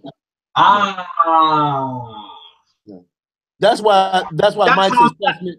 That's how Mike's assessment of Floyd is spot on. That's why I'll concede his assessment of Floyd after De La Hoya. Yeah. That's why his career. That if you look at Winky Wright's career, he didn't join the clique.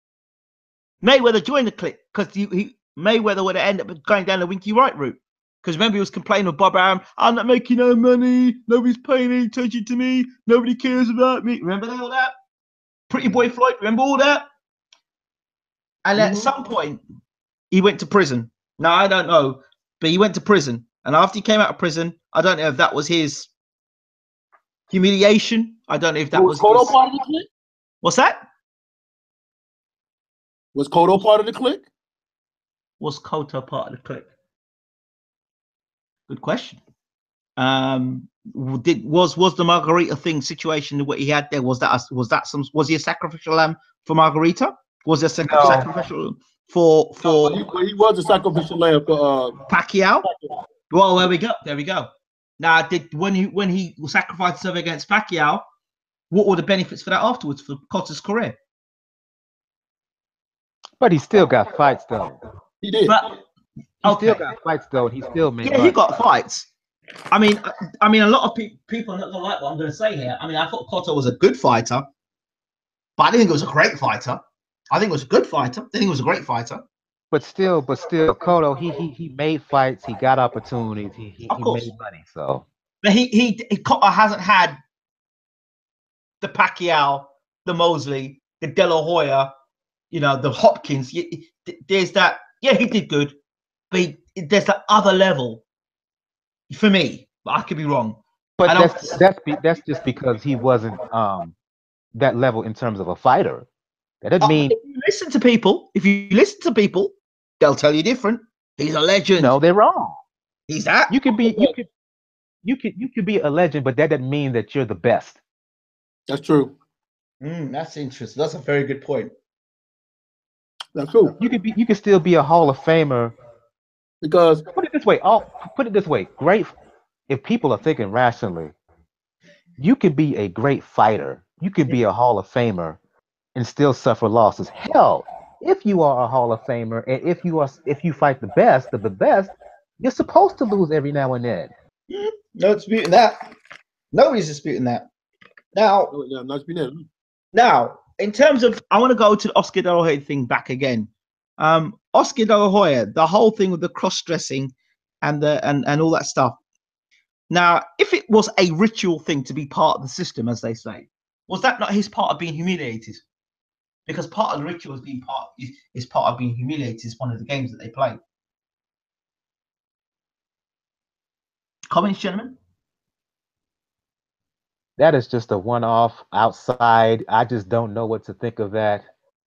Still, after all these years, I just don't. Ugh. Yeah, but the thing is, if you look at all the stars that are in the cliques, as we say, they've all had their moment of humiliation, public humiliation. That's part of the thing they have to, the initiation they have to go through. And De La Hoya's initiation might have been the public humiliation. Is that initiation or just that part and parcel of their own, of each individual's personality? I think that's an initiation, and he's never come to terms with it. My only thing with it is, was it really a humiliating thing? Because there are a lot of people, if you talk to a lot of boxing fans now, there are a lot of people who don't even know how long ago that situation happened with De La Hoya. So for me, it's like, was it really that big of an humiliation? Because look how long it took for it to come out, number one. And it still didn't stop this man from being in the position that he's in. So it's kind of hard for me to say it was, that humiliating. Yes, if he got a pass for it, relative pass for it. So yeah. Right, that's what I'm saying. It's kind of hard for me to say because a lot of things about De La Hoya didn't come out until either he was at the tail end of his career of leaving. Like these things didn't come out when they have, like Floyd did things, you heard about it immediately. Right?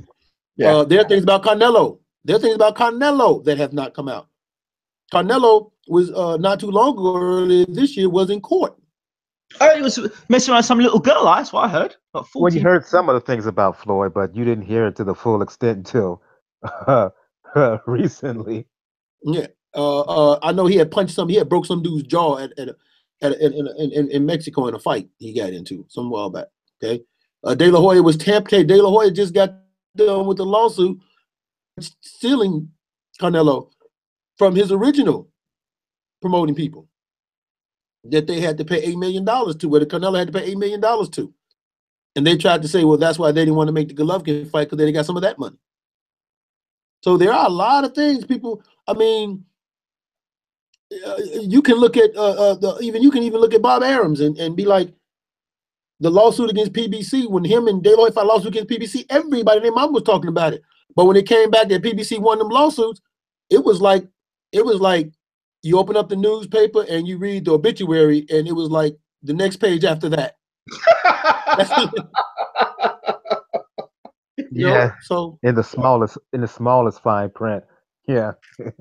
It's absolutely true. See, the other question, the way you track this situation is we have somebody who's a newbie, and I called Joshua a newbie. I asked the question a few months back, why is Joshua in Dubai? Why is he in Dubai? I clicked it. He's now part of the Millionaires Club. And now he's part of the Millionaires Club. We've seen all sorts of stuff on his Instagram page as to where he's at now. And I think he's joined the club. Now we just have to watch how his career goes now in terms of being part of the club. Because at first, when you're part of the club, everything looks very glamorous and great, and you doing everything and you're getting paid well, and that's part of the whole plan. And then you have to start doing favors. Well, is it safe to say that Wilder's not part of the clique? He's not part of the clique. No, he's not part of the clique. He's Absolutely. not part of it now. He's not part of it now. He's going to have to become it to get where he needs to get to. Right. He's not there yet. Or he does what I said. I don't know if you heard the interview of Abel Sanchez I did 2 days ago. We talked about Wilder's career. And I asked him specifically 2 questions. One is reason why is it that foreign fighters can come into the US and make money, but US fighters can't make the same money as the foreign fighters that come in. And Abel Sanchez says it's not about being foreign fighters, it's about PR. He says that Wilder needs to have, and I said it myself beforehand in a previous video, what Wilder needs to do to make change of 2008. He said he needs to have a PR team. And Abel Sanchez echoed exactly the thoughts that I said about Wilder in terms of having his own PR team, one who's going to watch what he says. Now, I think personally, if Wilder doesn't get the fights he wants, then I think he should go on a world tour. And one of the world tours, like I said to you before, Bo, is to come to the UK and just do a UK rampage, white, Bellew, Hay, and to make as much money as possible. Do his own thing. But then if he's not part of the clique, they'll shut him out anyway. Well, he's not there yet. No. But the fact that they're in negotiations for a Joshua bout means the possibility is there for him to be a part of it. Because if they wanted to keep him totally out, they wouldn't even try to make a fight with Joshua at all. But let's put it this way. Joshua saying, I'm not interested in that fight until 2019. Now, are they working on Wilder between now and 2019 for it to happen? But here's the thing. I've also heard Anthony Joshua say recently that there have been discussions about a Deontay Wilder bout for 2018. But is it Anthony Joshua? Is Anthony Joshua's PR team? Or no, I've heard an interview where Anthony Joshua said that himself. Okay, yeah, but is it Anthony Joshua said that based on his PR team, or is it based on now joining this new clique? This was while he was in Dubai. He said this. Now him being part of the clique, there may be being part of this a new clique. There may be different requirements that he may have now than what he had when he was before he was part of the club. Now the club may say, you know what, we need you to fight that guy there. We need you to fight that dude. You fight that dude, we'll do this, that, and the other. You owe us this, you owe us that. This is what, we've been looking after you up to this point. Welcome to the club. Did you know we've been looking after your career for X or Y at a time? Now you owe us something. Who is this clique? Well, dear me. If I knew, I wouldn't be telling you, that's for sure. Go ahead, Bo and Mike. What do you think?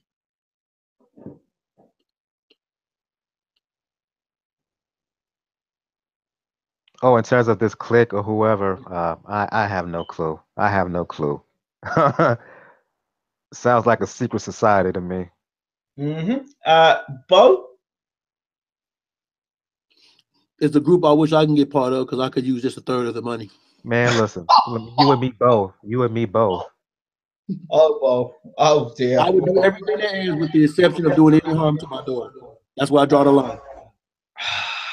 I'm not doing anything to my baby. But outside of that. And that's where they get you, my friend. That's where they everything get you. else is fair game. You're either in or you're out. There's no halfways. And anything goes once you're in. And that's why a lot of these people, when they get in, they realize they shouldn't be in because of what is required of them after. Well, just ask Floyd. Just ask Floyd because I'm convinced he's part of something. Who's that? Floyd. I'm convinced. Oh, absolutely. Come on. Why you always on Floyd, Mike? What's that? Who called Floyd the C word? Not me, sir. Hold on, wait a minute. I don't recall it. See, who called him the C word? Not me, sir. Why you bringing up old stuff? Who called him the C word? Bo. Oh, right. Okay. Right. Why? Because he is. Why, Bo? I can understand why he said it, but Bo, you did say that. I did. Why'd you say it? Huh? Why'd you say it? I mean, he is. Why? That's the conversation we're gonna have off air. Yeah, exactly. Yeah, we gotta have that. Hold on. Which one are you seeing? There's two C words here.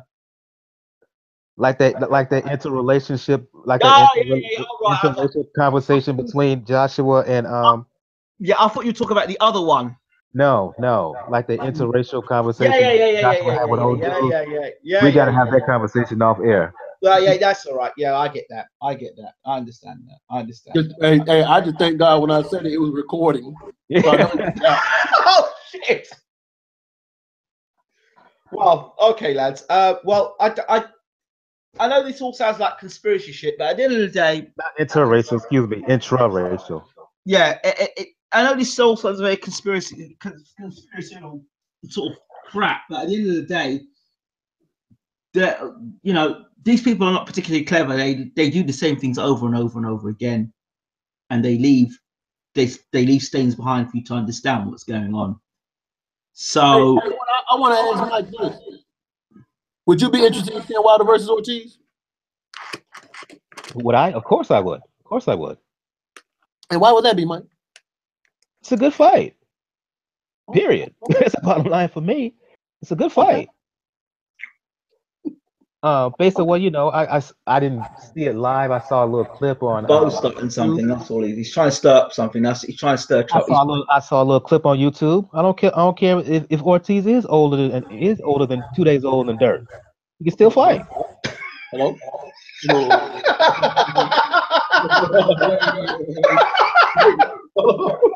Hold on. Do you think how many more tablets do you think he took for this after seeing Wilder face to face, Mike? The fact that Ortiz, after the fight, said, "I want that dude in the ring," and the fact that Wilder basically said, "Yeah, let's do it. Let's make it happen." That's what you do. That's what two fighters do. Man, Mike, that was proper WWE shit. That was proper. I fell asleep, and I woke up when. I mean, look. Of course, it was sensationalized. That's what Wilder is to a certain extent. But the gist of it is, one fighter called another fighter out. Another fighter said, "I accept. Let's hope it happens." Right. Okay, but it just looked like WWE shit. I'm sorry. But It looked like that sales. Do you know social media is going nuts over that? They're going nuts over that. What we saw, they're going nuts. Oh, wait, hold on. Let's make the difference. Let's make a very, very, very distinct line between social media and actually drawing money, right? And making money. Okay. Social media does not equal making money. Hold on, Ingram. This is where you're wrong. No, this is where I'm right. Okay, go ahead. Dillian White is a perfect example. Okay. If social media, if it was based on social media, then Dillian White's got a fantastic presence in the UK. Well, according to her, $4 million if Deontay Wilder and you fight. What? Pardon, I didn't hear that. Keep that again. I didn't hear the word you said there. I said, according to Eddie Hearns, Dillian White could get you $4 million if you fight him. But if that was the case, why didn't you take the money? But check this. Hold on. Wait a minute. Check this out, though. It was social media with this conversation was taking place between Hearns and White calling out Wilder, and everybody was on Wilder's butt. So why don't he fight Dillian White? It was the same social media that was all over Wilder when it came to Luis Ortiz. So you can't necessarily say, I mean, Rigo used social media to get the fight he got with Lomachenko. Listen, social media indeed is powerful. I agree. I understand that. But social media does not equate to you getting paid. The contracts are not negotiated via social media. Let's get that. I know. I agree with that. I'm not saying that. Listen, I'm saying when you start getting people's attention, like you can through social media, that's when they sit down and say, you know what, we got a buzz here. Let's make something happen. It puts you in a position where you have the potential to get paid. It puts you in a position where your name is out there and people are talking about you. It's not a coincidence that in this case of Dillian White, he's talking like he's talking. People are talking about him, and it's to the point where he's #1 contender now. The question is, does he really deserve that based on who he's fought and who he's beat? There is your social media. That's your social media. B, the performances have not add up. And 3, C, and this is a crucial point, if he's got such a big name, answer my question. Why is it when he went to the US, there's not more than 100 people in that stadium watching Dillian White fight? That speaks to how boxing is viewed in the US. That's what that speaks to. Wait, but he was a guy that's potentially a Wilder opponent. So Wilder's not that popular here in the US. Okay. What did we tell you? What did you just say about bad PR? Yeah, I appreciate that. You're right. You're right. You're right. I can't argue that. But what I will say this much. What I will say much. I will say Wilder is the WBC heavyweight hold on, let me finish off. UFC. Again, a different dynamic. Are fighting the best week in, week out. The promotions are great. The graphics are great. There are great fights week in, week out. We're not hearing about the figures 35, 25, 85, 6. You've seen the guys fight week in, week out. The best. Okay, but you're talking about a totally different demographic. You're talking about a totally different dynamic. You're even talking about a totally different financial pay scale. It's the guys are fighting. Okay, but still, you okay. Oh, you know what? I'm gonna put it to you like this. Okay. You did better PR with that with that great debate we had than anything Deontay Wilder and his people have ever done for him. Don't say that. Don't say that. That's dire. Don't say that. Well, that's not dire. That's just the truth. I mean, which is why I like that thing with Wilder and Ortiz. I see what you're saying,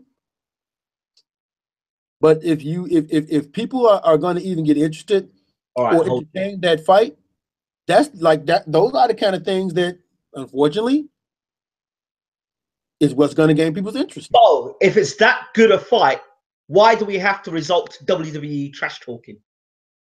Because that's the world we live in today, Ingram.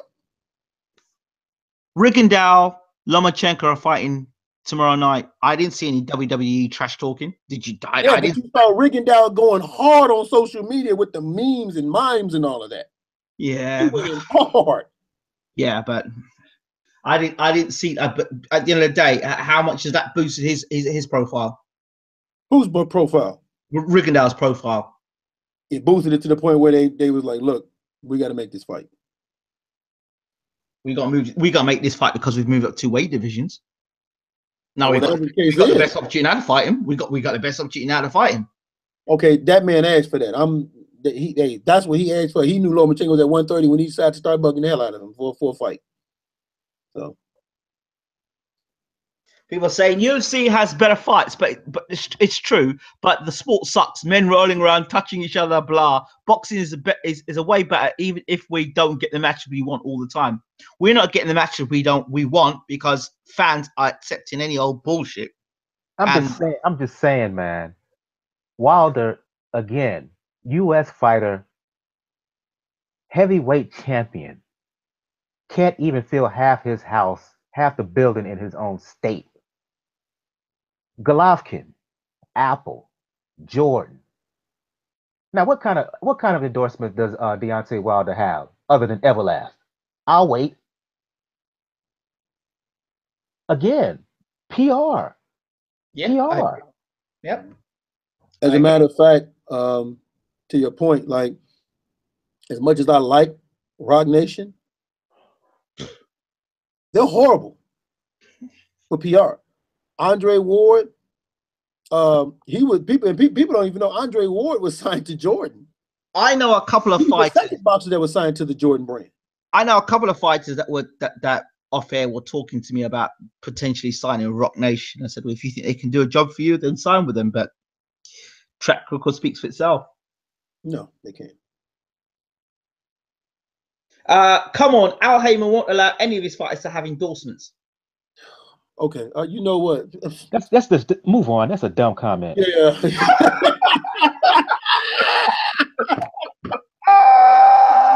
I usually don't get like that, but I mean, don't insult my intelligence with that kind of commentary. What does PR stand for? People are asking. Public relations. Okay. Weirdly, the same fans who complain about the lack of 50-50 fights buy Brooke Gavin on box office. I didn't buy Brooke Gavin on box office. Well, okay, guys, we're going to close this off. Do you have any final thoughts, Bo and Mike? If the Rigondeaux-Lomachenko fight is half as good as the stare down, we're in for something really, really good. I'm hyped. I can't wait. I'm really looking forward to what's going down Saturday night. Right. Bo? Oh, man, just what a year 2017 has been. Yes. We've had great fights. We've had guys retain their titles. We've had titles change, and now we like we said, we have the Rigondeaux, Lomachenko. And speaking of guys who have retained their title, I guess you guys can think of me as the Black Gennady Golovkin, because after the great debate, I'm still the BWTM undisputed champion. Mate, by the way, I've still got those bullshit protectors on. You still got what? You still got what? What did you say? Something? Oh, let me take my bullshit protectors off. Hold on. Right. Yeah. Say what were you saying, Bo? Oh, you live in the UK. You should be used to it. You guys got Tyson Fury. What did you say again? So I've got my bullshit protectors on. Let me take them off again. What did you say? Did you say something, bro? I can't hear you. Did you say something? Did you hear what Bo said there, Mike? I'm sure he said something. But because I got bullshit protectors on, I can't hear what he's saying. So sorry. Speaking of that debate, that was really, really good. And if you don't mind, what I would like to do is put it on my blog. Please go ahead. It's like a preview for the fight tomorrow. So. Okay. And by the way, Bo, for future reference, anytime I come on your show, I'm gonna wear those bullshit protectors on my ears as well. But he had a response though, so I got to give the brother credit for that. Hey, if you a married man, you need him sometimes.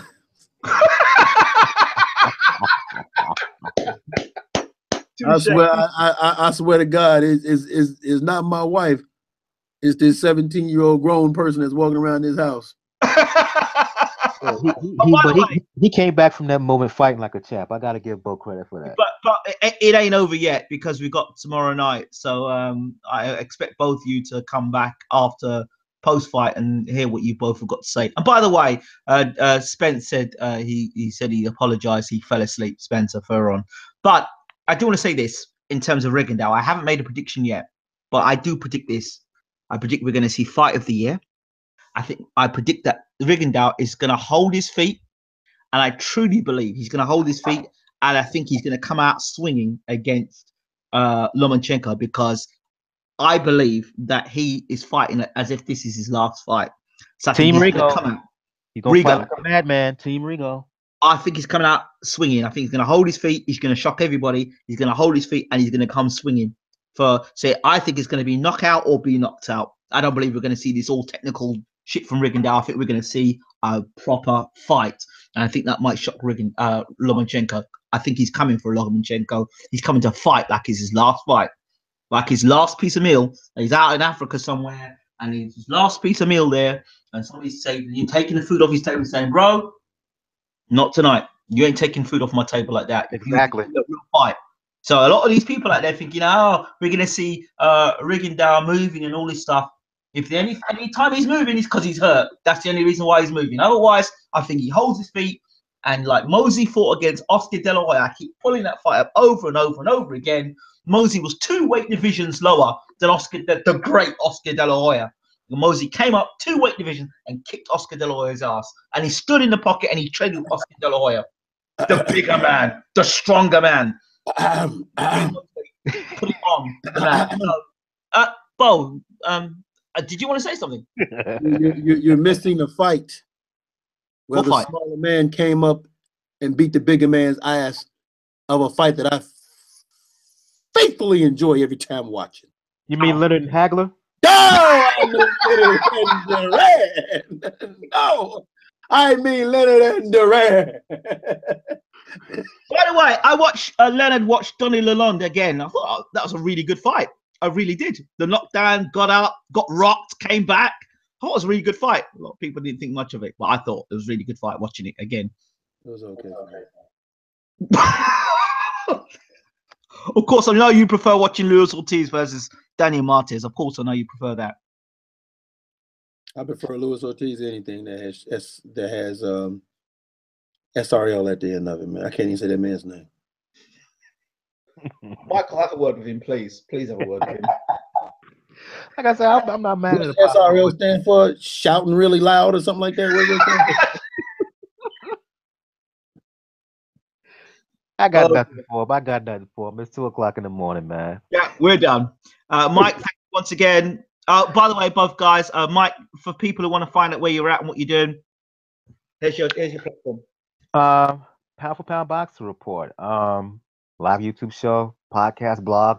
If you want to check me out personally, Brother JR at Brother JR76 on Twitter. If you want to check out all things regarding Pound for Pound Boxing Report, p4pboxingreport.wordpress.com. Check the Riley page. Links to the channels, pages, Facebook, G+, YouTube, Tumblr, Twitter. Also links to where to listen to the show on SoundCloud, iTunes, Google Play Music, Stitcher Radio, Player FM, and Mixcloud.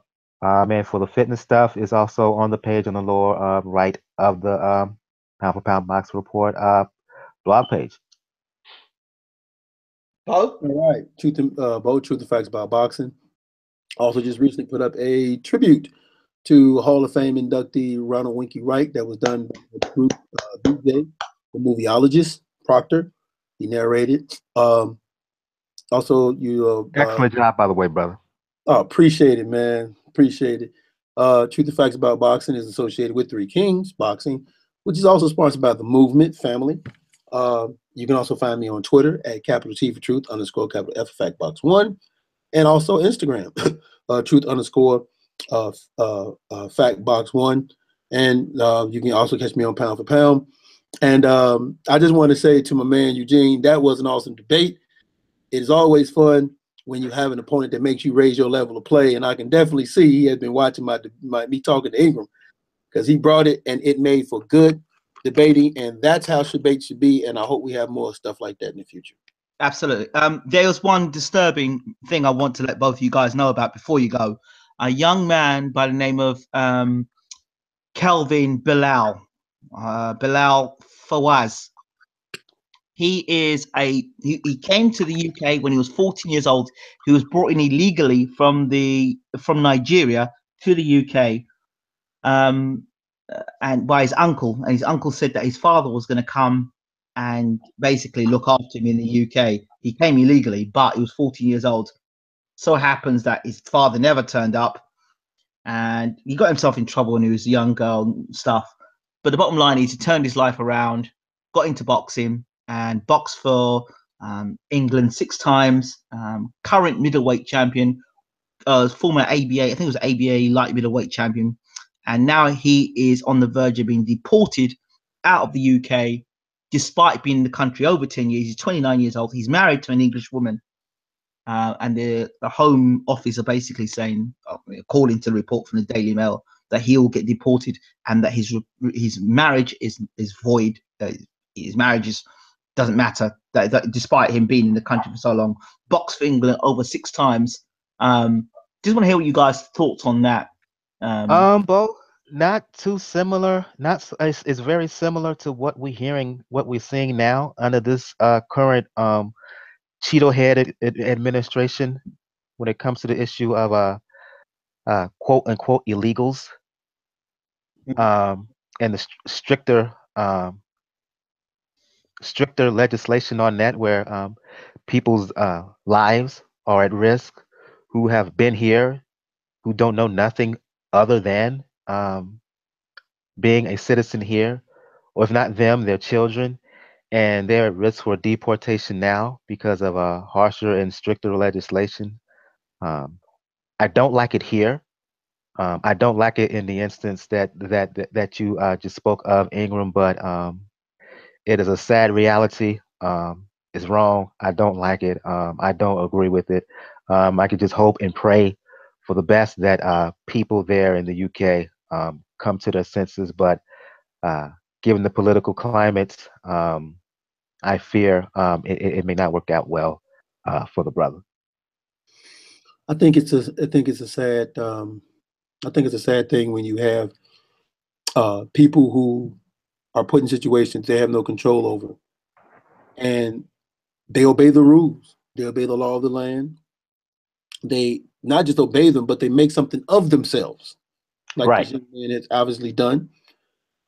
For you to rip that away from him when there are people who are born here, born there, here, and raised there, that go against everything that the policies and countries stand for.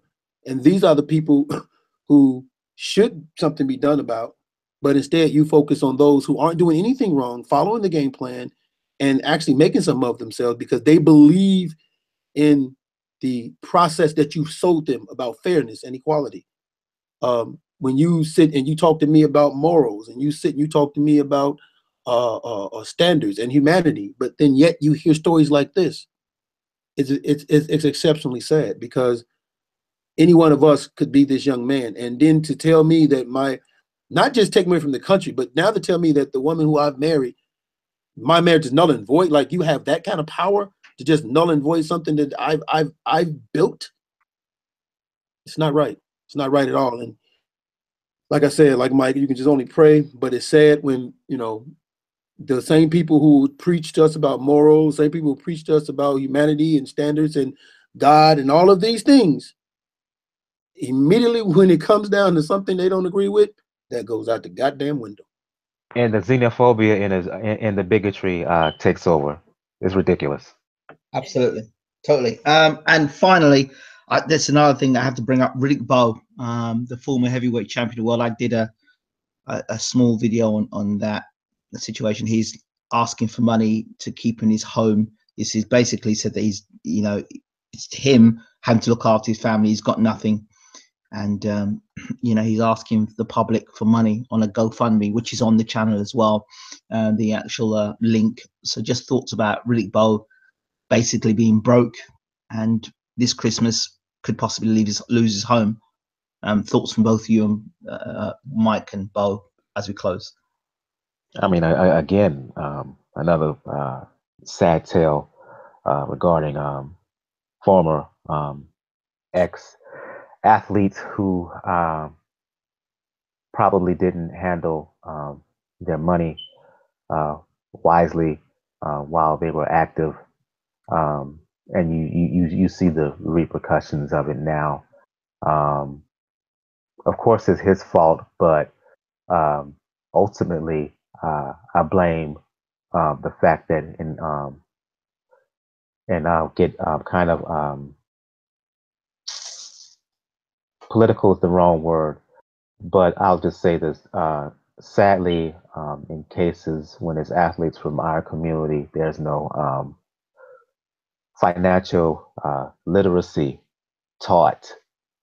And as a result, far too many of us within our community who come up and make money don't know how to keep it, don't know how to uphold it, don't know how to make it the money lasts longer. Seems to be the case with him right now. And just like the other situation with the young fighter who's at risk for deportation. My thoughts and prayers are with him. My thoughts are and prayers are to one Riddick Bowe. I hope his GoFundMe page, it works out for him, not only for this Christmas or whatever, but just for long term. It sucks that he's in the position that he is now, and you hope he gets the help that he's asking for. Both. It's a shame that these athletes, when you're young and you have all this money, you have no discipline, you just don't think it's going to end. No matter how many stories you see, no matter how much you know that it's a fact, it's hard to accept because you're so prideful, you're so headstrong that you believe that, okay, it won't be you. And a lot of times these fighters, they turn things over, they entrust things to certain people, and they don't continue to check. And this is the only job that they know. So it's extremely hurtful to hear this happening to someone like Riddick Bowe. But also it should be a message to all these fighters coming up, that save your money, invest wisely. And this is one of the reasons why when you hear stories like this, it's like, I no longer get into arguments about what I think a fighter should have took for money or what I fight. I don't get into arguments no more because, it truly is their lives. It truly is their lives. When it's all said and there's no 401k plan. There's no, Trinidad, same way. A lot of money he invested in some Puerto Rican bonds that got messed up. So it's sad, and you hate to see this happen to your heroes. You hate to see it happens to any fighter, but I'm with Mike. I hope he gets the help that he needs. But at the end of the day, at some point, it needs to be a clear-cut message to all of these guys. Protect yourself at all times doesn't just apply in the ring. That should be a lifelong statement. Absolutely. Absolutely. I think that's beautifully said. Bo and Mike, thank you so much for being a part of the BWTM Sports Luis Ortiz versus Daniel Martez post-fight, Deontay Wilder and the WWE antics. I appreciate you both, and I look forward to speaking to you both tomorrow night regarding the outcome of Rigondeaux versus Lomachenko. Thanks again, guys. Thank you.